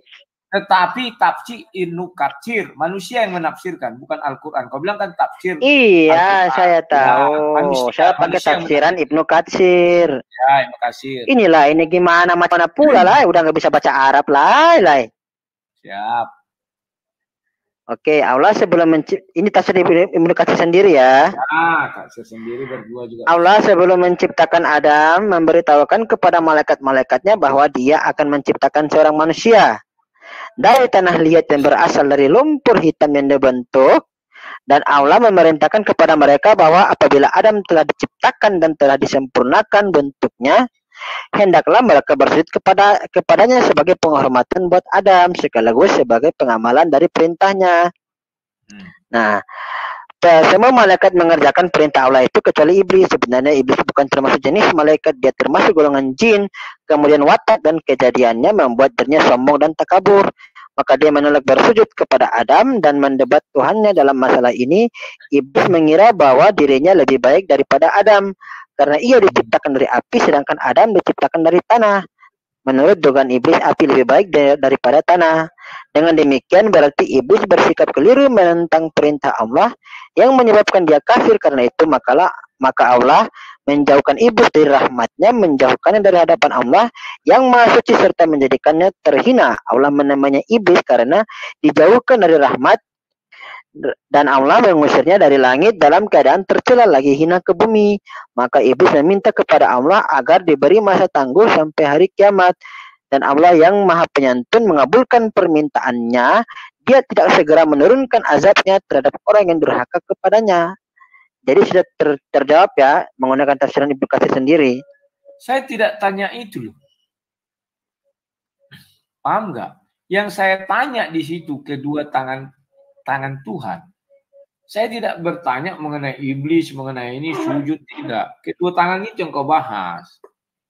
Bahwa kamu bilang tadi penciptaan Adam seperti penciptaan Nabi Isa seperti penciptaan Adam. Artinya Nabi Isa diciptakan dengan kedua tangan Tuhan. Setelah diciptakan dengan kedua tangan Tuhan, baru dimasukkan ke dalam rahim Maria. Kan begitu. Itu yang harus kamu jelaskan. Dan kamu Allah juga tidak menciptakan Nabi Isa dengan kedua tangan terus dimasukkan ke dalam rahimnya Maria. Gimana sih? Kok enggak seperti ada kayak itu? Gitu deh. Loh, sekarang aku tanya, penciptaan Adam bagaimana? Penciptaan Adam coba bagaimana? Lah kalau memang Al-Quran sudah menyatakan seperti itu, ya seperti itu juga. Ya seperti sudah. itu saja. Al-Quran menjelaskan penciptaan Adam dengan kedua tangan Tuhan. Dibentuk dari debu. Maka penciptaan Nabi Isa sama dengan penciptaan Adam. Oh beda bos. Beda bos. Ada. Entar dulu bos. Entar dulu. Kita masuk ke Al-Imran. Iya. Pada saat para malaikat menyampaikan kabar gembira kepada Maryam bahwa akan lahir, dia akan melahirkan seorang anak. Ya. Pada surat Al-Imran. Ya. Surat Al-Imran ayat yang ke-45. Oh, 45. Al-Imran ayat yang ke-45 yang berbunyi Ija qalatil malaikatu ya Maryamu innallaha yubasyširuki bikalimatin min husmuhul Masih Isa ibnu Maryama wajihan fid dunya wal akhirati wa minal muqarrabin. Ingatlah ketika ketika malaikat Jibril berkata, wahai Maryam, sesungguhnya Allah menyampaikan kabar gembira kepadamu tentang kelahiran anak yang diciptakan dengan kalimatnya. Namanya Isa, Al-Masih putra Maryam, seseorang terkemuka di dunia dan di akhirat. Serta termasuk orang yang didekatkan kepada Allah. Jadi, sekalipun sama, Allah menyatakan dalam surat ayat lain, penciptaan Nabi Isa, sama seperti Adam, tetapi pada saat kelahiran Nabi Isa itu disampaikan melalui perantara malaikat. Menyampaikan kepada Maryam bahwa dia itu akan melahirkan seorang anak yang bernama Al-Masih putra Maryam. Saya tidak. Nah, jadi entar dulu. Saya selesaikan. Nah, sekalipun Nabi Isa yang lahir melalui perantara malaikat, ya, memberikan kabar gembira kepada Maryam, tetapi Allah mempertegaskan kepada kami bahwa sekalipun kelahiran Nabi Isa dengan segala dengan di luar batas pemikiran yang manusia, yang tadinya perempuan yang tidak pernah bersetubuh tetapi dapat melahirkan, tetapi Allah memberi filterisasi melalui Al-Imran ayat 59 tadi, bahwa kelahiran penciptaan Nabi Isa itu sama seperti Adam. Jadi dalam hal ini sekalipun Nabi Isa itu lahir tanpa ayah, tetapi dia itu hanyalah seorang manusia biasa. Kira-kira gitu. Nah, sekarang saya mau menanya sama Lai. Jangan Lai nanya sama saya. Loh, kan tadi sudah saya kasih kamu kesempatan bertanya. Kamu mengaburkan penciptaan Isa itu seperti penciptaan Adam. Penciptaan Adam dibilang Al-Quran dengan kedua tangan Allah sendiri. Artinya Isa juga dengan kedua tangan Allah sendiri. Dibentuk dari debu tanah. Artinya setelah dibentuk dari debu tanah jadi manusia, Adam itu kan manusia dewasa jadi. Artinya Nabi Isa pun jadi manusia dewasa. Setelah itu dimasukkan ke rahim Maryam. Itu baru yang dinamakan sama. Sama itu bukan berarti dalam bentuk ukurannya lah. Yang ganteng seperti Yesus. Tidak usahlah dalam ukuran. Berarti betul dibentuk dulu dengan tangan dari tanah. Baru dimasukkan ke dalam rahim Maryam. Kan begitu. Oke, lanjut. Kamu yang bertanya lagi. Saya heran lihat kamu buka pertanyaan, kamu nggak bisa. Lanjut. Apa yang mau kamu tanyakan? Ini terakhir ya, karena sudah waktu kita ada 1,5 jam. Silakan, apa tuh? Jadi saya tolong Luka pada pertanyaan saya yang terakhir nih, Lai. Ya. Tolong tunjukkan kepada saya. Ya. Tunjukkan. Ya elah, Lai, jangan nyanyi dong. Ntar saya rusak loh. Pada Lukas pasal kedua ayat yang ke-21, pada saat Yesus itu bersunat, kan itu kan Yesus bersunat tuh. Ya. Tolong tunjukkan kepada saya, Lai, sebuah penelitian yang ilmiah dalam bidang ilmu kedokteran, spesialis ilmu kulit dan kelamin, bahwa yang menyatakan bahwa seorang dokter pernah menyunatkan Tuhannya. Tunjukkan kepada saya. Kenapa kamu harus menanya dokter? Berarti kamu tidak pula menemukan bahwa dokter menyunat orang umur 90 tahun dengan kapak. Begitu. Halo. Lanjut. Hey. Ya, gimana? Berarti kamu meragukan penyunatan Ibrahim. Umur 90 tahun disunat dengan kapak. Sementara dokter, kamu tanya dokter seluruh dunia tidak akan pernah menyunat orang umur 90 tahun. Betul? Gini. Bukan saya meragukan. Sekalipun Nabi Ibrahim yang disunatkan dengan pada usia yang begitu tua, udah sekitar ya 90 tahunan lebih lah, kan? Sekitar itulah. Nah, tetapi orang Yahudi sendiri tidak pernah menyembah Nabi Ibrahim sebagai Tuhan. Urusannya apa? Itulah ini. Urusannya apa? Nah, Saya tidak menyembah. Kau kan tanyakan kepada dokter manapun, apa pernah menyunat anak umur 8 hari?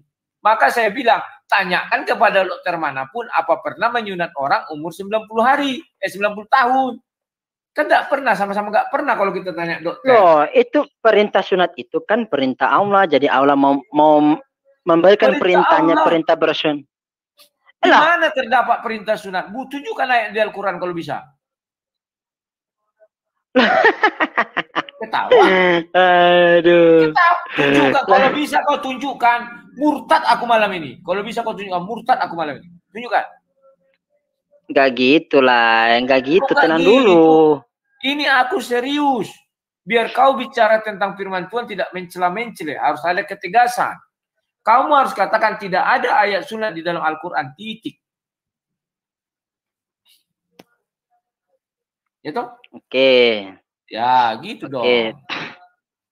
Nah, sunat itu merupakan firman Allah ya kepada Nabi Ibrahim yang ada pada kitab Kejadian pasal ke-17 ayat yang ke-9. Loh, bro, Allah SWT tidak pernah berfirman kepada Nabi Ibrahim di kitab Kejadian. Innalillahi. Salah jurusan, bro. Dibaca lagi, ayo. Loh, salah jurusan. Ibrahim itu adalah Nabi Allah SWT. Sedangkan yang di kitab Kejadian itu adalah Abraham. Abraham itu adalah bangsa. Bapak orang beriman pilihannya Hashem atau Yahweh atau Elohim, Adonai, Theos pula nanti bilang Yesus pula. Hati-hatilah kalau ngomong. Jangan pernah disilang ya, bro. Tidak baik menyilang-nyilang kitab sucimu, disilang ke Bible. Nggak baik, nggak baik. Oke lah. Nah, jadi gini. Gimana? Ada lagi pertanyaan? Kan pertanyaan terakhir tadi ya. Udah. Gak apa-apa lah kalau Laya belum bisa jawab. Siap. Oke. Kita apalen Cahyono. Lanjut, silakan. Kami sudah siap berdebat. Silakan, udah 1,5 jam. Oke, kalau udah selesai nggak apa-apa, Bro Rudi. Ya. Oke ya. Saya ucapkan terima kasih kepada Palen. Saya ucapkan terima kasih kepada Suaib yang menyediakan room kan, Palen. Terima kasih ya. Indra Moshe, kapan kita berdebat? Kamu dari sekarang aja. Tidak berani dia sekarang. Udahlah nanti besok aja lah. Tunggu dia berguru lagi. Kemarin dia janji mau debat sama saya. Udah berapa hampir setengah tahun lebih ya nggak jadi-jadi. Mengenai apa kemarinnya? Lupa saya. Kita debat mengenai matahari tenggelam di lumpur. Aku nggak pernah tahu itu matahari pernah tenggelam. Siapa memang bilang matahari tenggelam di lumpur? Yang bilang matahari tenggelam di lumpur siapa? Al-Quran. Ayo. Al-Quran. Al-Quran. Al-Quran itu urusanmu, bukan urusanku. Kok aneh? Banyak orang Kristen menyerang itu, katanya aneh. Loh, itu bukan urusanku, urusan orang Kristen yang kamu bilang itu. Memang di Al-Quran dibilang matahari tenggelam di lumpur. Atau mau apa? Coba, aku tanya dulu. Yesus Tuhan atau bukan? Apakah Al-Quran menjelaskan matahari tenggelam di lumpur? Ada di dalam surah Al-Kahfi ayat 86. Terus menurut sains benar itu? Nah makanya itu kita bahas. Kira-kira cocok enggak itu? Kalau kamu bisa membuktikan berarti ya cocok. Dia lagi makan dia, oke lah. Yang lain aja lah. Aku nggak mau ngurus-ngurus yang gitu. Lumpur-lumpur. Nggak mau aku lumpur-lumpur. Yang lain. Oke, besok ya. Besok saya tunggu kamu. Besok malam saya tunggu kamu. Apakah Yesus Tuhan? Nah, di streamnya Bang Valen. Kalau apakah Yesus Tuhan berarti apakah satu Yesus arah. Tuhan? Satu arah. Atau dua arah. Kenapa kamu tidak berani? mengenai surga atau mengenai kemarin apa yang janjimu mau berdebat sama saya? Mengenai apa? Oh, Menikah. mengenai kawin itu, kawin 3 tahun. Jadi besok. Kawin 3 tahun. Oke. Cocok. Oke. Siap ya? Atau Oke. kita debat apa? Yesus ke surga atau ke langit? Ya, surga dan langit itu kan itu karena dibilang di atas, maka dibilang langit. Tidak mungkin Nah, kita ayo, tunjukkan jangan sekarang. ngawur. Di dalam perspektif bahasa Ibrani, apakah surga dengan langit sama? Termasuk Dalam Septuaginta dalam bahasa Yunani. Dalam perspektif bahasa Arab juga langit. Dalam perspektif bahasa Arab, langit sama. Oh, Surga jannah, tunggu jangan dulu. ngawur kamu. Siapa bilang langit juga itu di atas? Kamu jangan ngawur, surga itu pasti jannah. Kamu bisa baca tulisan Arab gak? Di langit. Kemana diangkat? Coba aku tanya kau, langit itu di Jannah mana? tu adnin tajri min tahtihal anhar. Jannah itu di mana? Di mana? Di bawah apa di atas? Jannah itu di atasnya langit ketujuh, di atasnya lagi. Di atas langit Ya ketujuh ada apa? beda.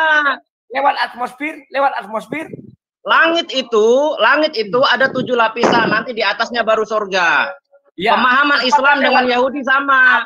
Tetapi kalian memahaminya bahwa langit itu adalah surga. Apakah lewat atmosfer? Saya tidak peduli atmosfer atau bukan, tapi dia di atasnya langit ketujuh. Beda, Bro, beda alamat. Dari Surabaya ke barat, bisa ke Jakarta, bisa ke Bandung. Tetapi tidak selamanya ke barat itu pasti ke Bandung. Jadi jangan kau samakan antara surga dengan langit, itu beda. Dalam bahasa Yunani saja, seandainya kau bisa membaca tulisan Yunani, Auranon dengan Paradesos itu beda. Ya, sekarang aku tanya kau. Jangan terlalu banyak asumsi kamu, terlalu banyak muter-muter kamu kalau ngomong tuh cuma menang retorika bahasa Indonesia doang. Kamu jadi sang debater apa? Ya. Skill kamu cuma bahasa Indonesia, bahasa Ibrani nggak bisa, bahasa Aram nggak bisa, bahasa Arab nggak bisa, bahasa Yunani nggak bisa. Skill kamu apa? Lama-lama Menjadi sang debater itu skill apa? Lama-lama retorika berbahasa Indonesia doang. Sang debater apaan kamu? Mulut kau satu bukan dua loh. Tidak peduli, tidak usah sarkas. Sang debater apaan? Sang debater kok cuma bisa bahasa Indonesia, berretorika muter-muter dengan bahasa Indonesia. Ditanya bahasa Ibrani, AIU, aku nggak bisa. Kok AIU? Apa kelas kamu? Sudah mulai panas-panasan. Sang debater apaan? Bahasa Indonesia doang yang dimengerti. Nggak bisa bahasa Ibrani, nggak bisa bahasa Arab, nggak bisa bahasa Aram, nggak bisa bahasa Yunani. Debater apaan kamu ini? Karena kamu bisa kamu mengalahkan saya. Oh, dengan mudah, kecil. Iya dong. Siapkan apa lagi ya di suara perempuan. Sangat mudah mengalahkan Beneha Targum. Orang terjemahan tuh mudah banget. Dari mana mudah? Sudah banyak jagoan kalian kutumbangkan. Itu perasaan kamu, padahal kamu nyonyor tiap hari. Kok perasaanku? Buktinya barusan si Suaib. Itu kan perasaan kamu. Penonton melihat kamu yang kalah. Oke, sekarang lah aku tanya kau. Tolong jelaskan Tuhan yang kau sembah itu, zat itu. Apakah dia tunggal, tidak bisa dipecah lagi? Oh, satu-satunya. Antar dulu, antar. Nggak bisa dipecah-pecah. Suaramu Suaib matikan dulu biar jangan bising. Sekarang aku tanya kau, kalau tidak bisa dipecah. Firman Allah itu bagaimana? Apakah itu zat atau gelombang suara atau apa? Coba jelaskan. Saya tanya kau, firman itu apa? Ditanya malah bertanya. Aduh, sudahlah. Ya, saya tanya kamu. Kamu kan suka mengatakan firman. Etimologi firman apa? Ngerti nggak kau? Gayamu banyak kali, Dul. Ditanya bertanya. Sudahlah. Kalian siapkan sebelum kau bertanya kepada saya tanya kau etimologi firman itu apa? Maaf, kalian besok siapkan ruang aku berdebat dengan Indra Moshe. Sampai sekarang dia tidak. Sekarang dia tidak berani. Terserah mau 3 tahun itu juga bisa. Oke, besok. Ya, silakan. Catatan ya, pakai dalil tertulis, jangan asumsi. Kalau tertulis kau tidak akan mampu. Di Al-Quran itu tidak banyak tertulis. Saya punya banyak literasi dalam bahasa Arab, dalam bahasa Ibrani, mudah. Buktinya si Suaib bilang sunat, saya minta literaturnya dari Al-Quran, tidak ada. Di dalam Al-Quran memang nggak ada, sunat itu di hati. Terus, di mana yang ada? Kamu pernah lihat nggak di dalam Al-Quran? Indra Mose, kamu bilang di Al-Quran tidak ada. Terus di mana yang ada sunat itu? Di hadis. Di hadis? Ya. Terus menurutmu firman Tuhan itu yang mana? Iya. Jadi menurutmu firman Tuhan mana? Hadis apa Al-Quran? Sumber hukum Islam itu dua, Al-Quran wa Sunnah. Al-Quran hadis. Sumber hukum. Saya tanya firman Allah itu kepada memang Ibrahim kenal hadis? Yang benar aja kau. Loh, emang Abraham kenal koinnya TK perjanjian baru? Saya tidak tanya itu karena perjanjian lama. Kami di perjanjian lama. Abraham di sunat perjanjian lama, bukan di tempat lain. Sejak kapan Abraham kenal Paulus? Ibrahim kapan kenal Paulus? Saya tidak tanya itu. Ibrahim kapan disunat di hadis? Kok jadi aneh kau? Harusnya disunat di kitab Musa. Di kitab Taurat, bukan di kitab hadis. Di kitab Taurat ada, di dalam kitab Kejadian Abraham disunat. Loh, Kejadian itu iya, tadi kan sudah saya bilang. Kejadian bukan firman Allah SWT loh. Ngarang-ngarang kau, enak aja. Kejadian bukan firman Hasyem. Berarti kamu sudah ngawur, itu firman Hasyem. Saya bukan bilang Hasyem, Allah SWT. Buktikan bahwa Allah SWT mengatakan memiliki kitab Kejadian, Keluaran, Ulangan, Bilangan, Imamat. Buktikan. Maksudnya gimana? Buktikan gimana? Akulah yang menurunkan kitab Kejadian, Ulangan, Bilangan, Imamat. Buktikan. Nah, kitab Kejadian itu bahasa Ibraninya apa? Saya tidak tanya bahasa Ibrani. Kalau kau bicara masalah kitab Kejadian, kitab Kejadian itu cuma terjemahan kitab dalam bahasa Indonesia. Kamu datang ke Yerusalem sana, kitab Kejadian. What is the meaning of Kejadian? What is the meaning? Jadi menurutmu Injil itu Matius, Markus, Lukas? Nah, kita bicara masalah Injil. Kalau kita lihat dari teks Pesita, jangan kau tertawa dulu. Sudah. Sekarang saya tanya kamu. Etimologi Injil apa? Etimologi Injil apa? Kita akhiri saja, Palen. Orang seperti ini pelin-pelan tidak bisa berdebat sama aku nih. Ya, sekarang tanya kamu, Injil itu apa? Saya tidak tanya itu. Kalau kamu Injil memang apa? Saya tanya, mendapat kosakata Injil itu dari bahasa Arab atau bukan? Sekarang saya tanya kamu, apakah Injil yang diturunkan Allah SWT adalah Matius, Markus, Lukas? Jelas bukan. Ya sudah. Terus kenapa kamu bilang bahwa kitab Taurat yang diturunkan Allah SWT Kejadian, Ulangan, Imamat, Kejadian, Keluaran, Ulangan, Imamat, dan Bilangan? Kenapa kamu bilang itu? Itu kan Hamisahum Setorah, 5 bagian Torah. Saya tidak tanya itu. Injil juga 4 bagian Injil.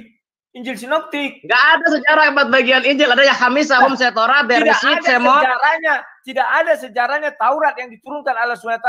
Mulai dari Kejadian, Keluaran, Ulangan, Imamat, Bilangan. Dan ada itu.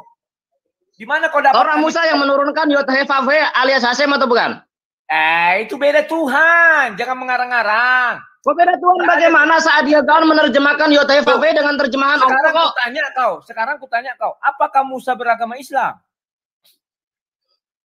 Musa beragama Islam. Islam itu artinya apa? Saya tanya kamu. Saya tidak tanya arti beragama, yang saya tanya. Islam berasal dari kata bahasa Arab istislam. Apakah istislam yang artinya tunduk? Apakah ya, Musa Islam itu Islam? Jelas Musa beragama Islam. Karena Islam itu artinya istislam. Istislam itu artinya tunduk. Musa tunduk kepada Hasyem, berarti dia Islam.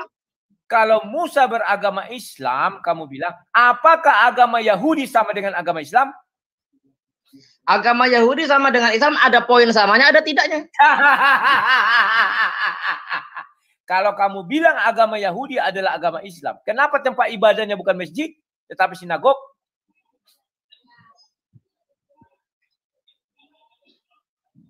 Kok diam? Sekarang saya tanya kamu, nama Yahudi itu berasal dari mana? Jangan ditanya menanya. Kau juga ditanya menanya. Kau cuma ngerti bahasa Indonesia. Saya tidak bertanya. Itu selesaikan dulu.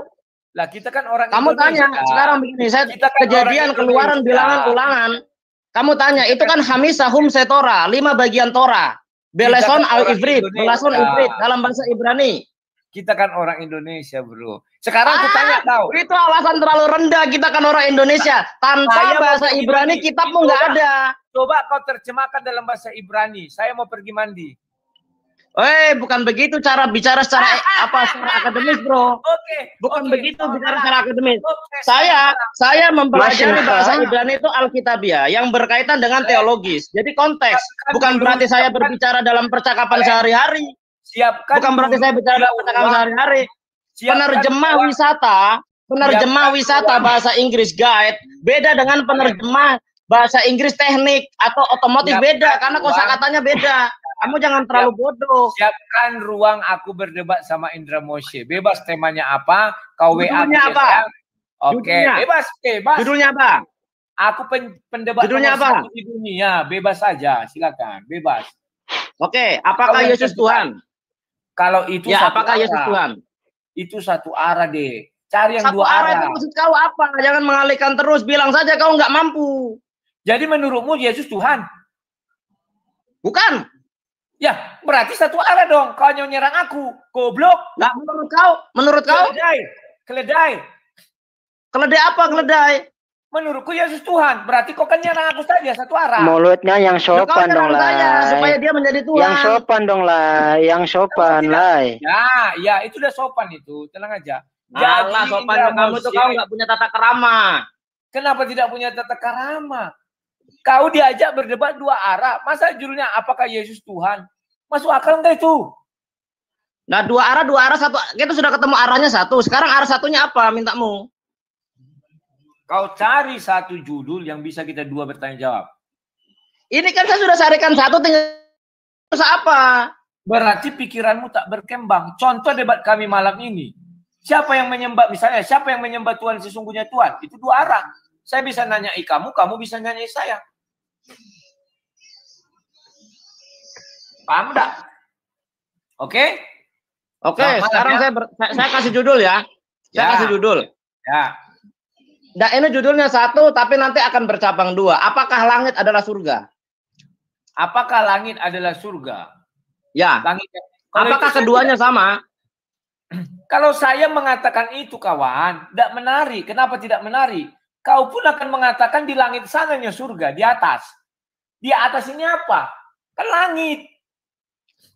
Langit itu ada 7 lapis, baik dalam perspektif Islam ataupun Yahudi ada 7 lapis. Baru di atasnya, di atasnya surga. Sebutkan 1 sampai 7-nya apa? Ya, memang ada 7. Ya apa? Sebutkan. Nanti dibahasnya pas debat, ya. Langit dibahasnya Adam, pas debat.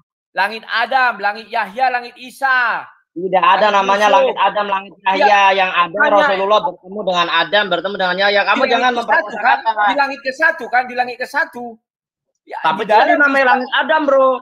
Tidak dinamai langit Adam. Jangan kamu ngawur. Langit apa? Langit apa? Coba langit ke-1 apa? Langit. Langit ya langit. Fisamail wahid. Dalam langit yang pertama Fisama'i. Nabi Muhammad bertemu dengan Allah SWT di langit keberapa? Di Aras. Di Aras. Aras itu setelah langit keberapa? Setelah langit ke-7. Ya udah berarti langit ke-8 gitu. Ya bukan. Bodoh sekali orang ini memang. Cuma tahu bahasa Indonesia. Ngakunya sama debater. Debater apa? Di Aras. Yang cerdas sedikit lah ya kalau ngomong. Ya. Aku cerdas, kutanya. Nanti diarahkan ke original text. Kita kan orang Indonesia, tanpa bahasa Ibrani kita pun nggak ada, bro. Silakan kau buat original text. Arsi itu di mana? Ars itu. Tanya kau di mana ars itu? Apa original text gimana? Silakan kalau kau mau masuk bahasa Arab, silakan ku bilang. Sekarang aku tanya kau di mana ars? Ars di atasnya langit. Kau pembual, kau goblok. Ars itu di atas air. Biar tau kau. Nah, sekarang saya tanya kau, langit itu air atau bukan? Ya, saya tanya kau, langit dalam bahasa Ibrani itu air atau bukan? Langit itu air. Coba kau lihat Kejadian 1, langit itu air. Sejak kapan langit itu air? Nah, kita buka kitabnya. Ya buka, kita Kejadian 1 ayat 2 mau kau bilang kan? Silakan. Langit itu adalah air dalam kitab Kejadian. Sekarang kau akui dulu ya bahwa ars itu letaknya di atas air. Akui dulu tuh. Memang letaknya di atas air karena langit itu adalah air. Terus kalau di atas air kamu bilang, kenapa ada langit ke-1, ke-2, ke-3, ke-4, ke-5, ke-7? Artinya langit bukan air, samudra raya. Nah, bentar, daripada kau berasumsi, saya bacakan ya. Bacakan. Oke. Saya bacakan Indonesianya aja biar cepat. Pada mulanya Allah menciptakan langit dan bumi. Bumi belum berbentuk dan kosong, gelap gulita menutupi samudra raya, dan roh Allah melayang-layang di atas permukaan air. Berfirmanlah Allah, jadilah terang, lalu terang itu jadi. Allah melihat bahwa terang itu baik, lalu dipisahkannya lah gelap itu dari terang. Terang itu dari gelap. Dan Allah menamai terang itu siang dan gelap itu malam. Jadilah petang, jadilah pagi, itulah hari pertama. Jangan diganggu. Nah, ayat 6, Kejadian 1 ayat 6, berfirmanlah Allah, jadilah cakrawala di tengah segala air untuk memisahkan air dari air. Jadi langit itu air, bro. Hah? Kok air itu saya baru baca dari bahasa Indonesianya. Saya bacakan dalam bahasa Ibrani-nya. Nanti Valen yang ngerti bahasa Ibrani dia mengkoreksi ya. Kujelaskan sama kau. Ingat penciptaan sebelumnya apa? Itu air dan air itu hari keberapa? Hari ya, bentar. Nanti Valen yang cek ya. Sudah. Kita berdebat besok aja. Ini saya bacakan. Jangan kau lari dari saya. Kau nggak akan bisa lari karena kau nggak tahu bahasa Ibrani. Jangan lari dong lah. Wayomer Elohim Yehi Rakia Betok Hamayim Bihi Mabdil Bain Mayim Lamayim. Oh iya. Dia memisahkan antara air dengan air. Ya. Terus hari keberapa itu? Kita tidak berbicara masalah hari. Tadi kan saya berkata bahwa air itu adalah langit. Kau baca di situ ada tulisannya. Inilah hari keberapa, bacalah. Oke, ya. Memang ada masalah apa dengan hari? Ya biar tahu kau, biar ku jelaskan. Nah, maka Allah menjadikan cakrawala dan ia memisahkan air yang di bawah cakrawala itu dari air yang ada di atasnya dan jadilah demikian. Lalu Allah menamai cakrawala itu langit. Jadilah petang, jadilah pagi, itulah hari kedua. Ya, terus sudah kau lihat kan dipisahkan antara air di atas dengan air di bawah. Di langit itu ada air. Tahu kok kan? Awan itu kan mengandung air. Dipisahkan air yang di atas. Kita tidak bicara awan, bro. Kamu perhatikan frasanya ya. Kau perhatikan ayatnya. Perhatikan ayatnya, jangan dipotong saya berbicara. Ya, silakan. Bentar. Ya ini ya. Di ayat ke-6 berfirmanlah Allah, jadilah cakrawala di tengah segala air untuk memisahkan air dari air. Maka Allah menjadikan cakrawala dan ia memisahkan air yang ada di bawah cakrawala itu dari air yang ada di atasnya dan jadilah demikian. Ya 8, jangan potong. Lalu Allah menamai cakrawala itu langit, jadilah petang, jadilah pagi, itulah hari kedua. Nah, jadi di atasnya langit yang disebut cakrawala itu adalah air. Nah, arasnya Allah memang di atasnya air. Kok jadi kau bilang langit di atasnya langit ada air? Goblok. Tadi saya salah mengutip. Kalau salah sudah. Jadi di atasnya langit itu ada air. Ya. Besok kita berdiskusi, jangan sekarang. Gak enak. Siap yang? Tetapi kau harus cerdas. Begitu kau sekarang aja nggak apa-apa lah. Jangan aku dan aku masih dalam penyembuhan. Kau berkata saya harus cerdas, memangnya kamu cerdas, bro? Aku lebih cerdas darimu. Titik. Bukti kamu cerdas apa? Bukti cerdasnya apa? Aku tahu tempat ars itu di atas air. Titik. Oke? Cerdas itu etimologinya apa? Bahasa Indonesia etimologi cerdas apa? Bahwa saya bisa mengerti tentang etimologi cerdas saja kau tidak ngerti, kau mengklaim bahwa kau cerdas. Saya tidak mau tanya itu. Bahwa kau tidak tahu etimologinya tapi mengklaim. Kan aneh kamu tuh. Bahwa kamu harus mengakui saya cerdas. Oke, sampai jumpa besok ya. Siapkan etimologi cerdas tidak ngerti, kok ngaku kamu cerdas? Gimana kamu itu? Aku ahli masak, nggak tahu masak. Ya kamu itulah menang klaim doang.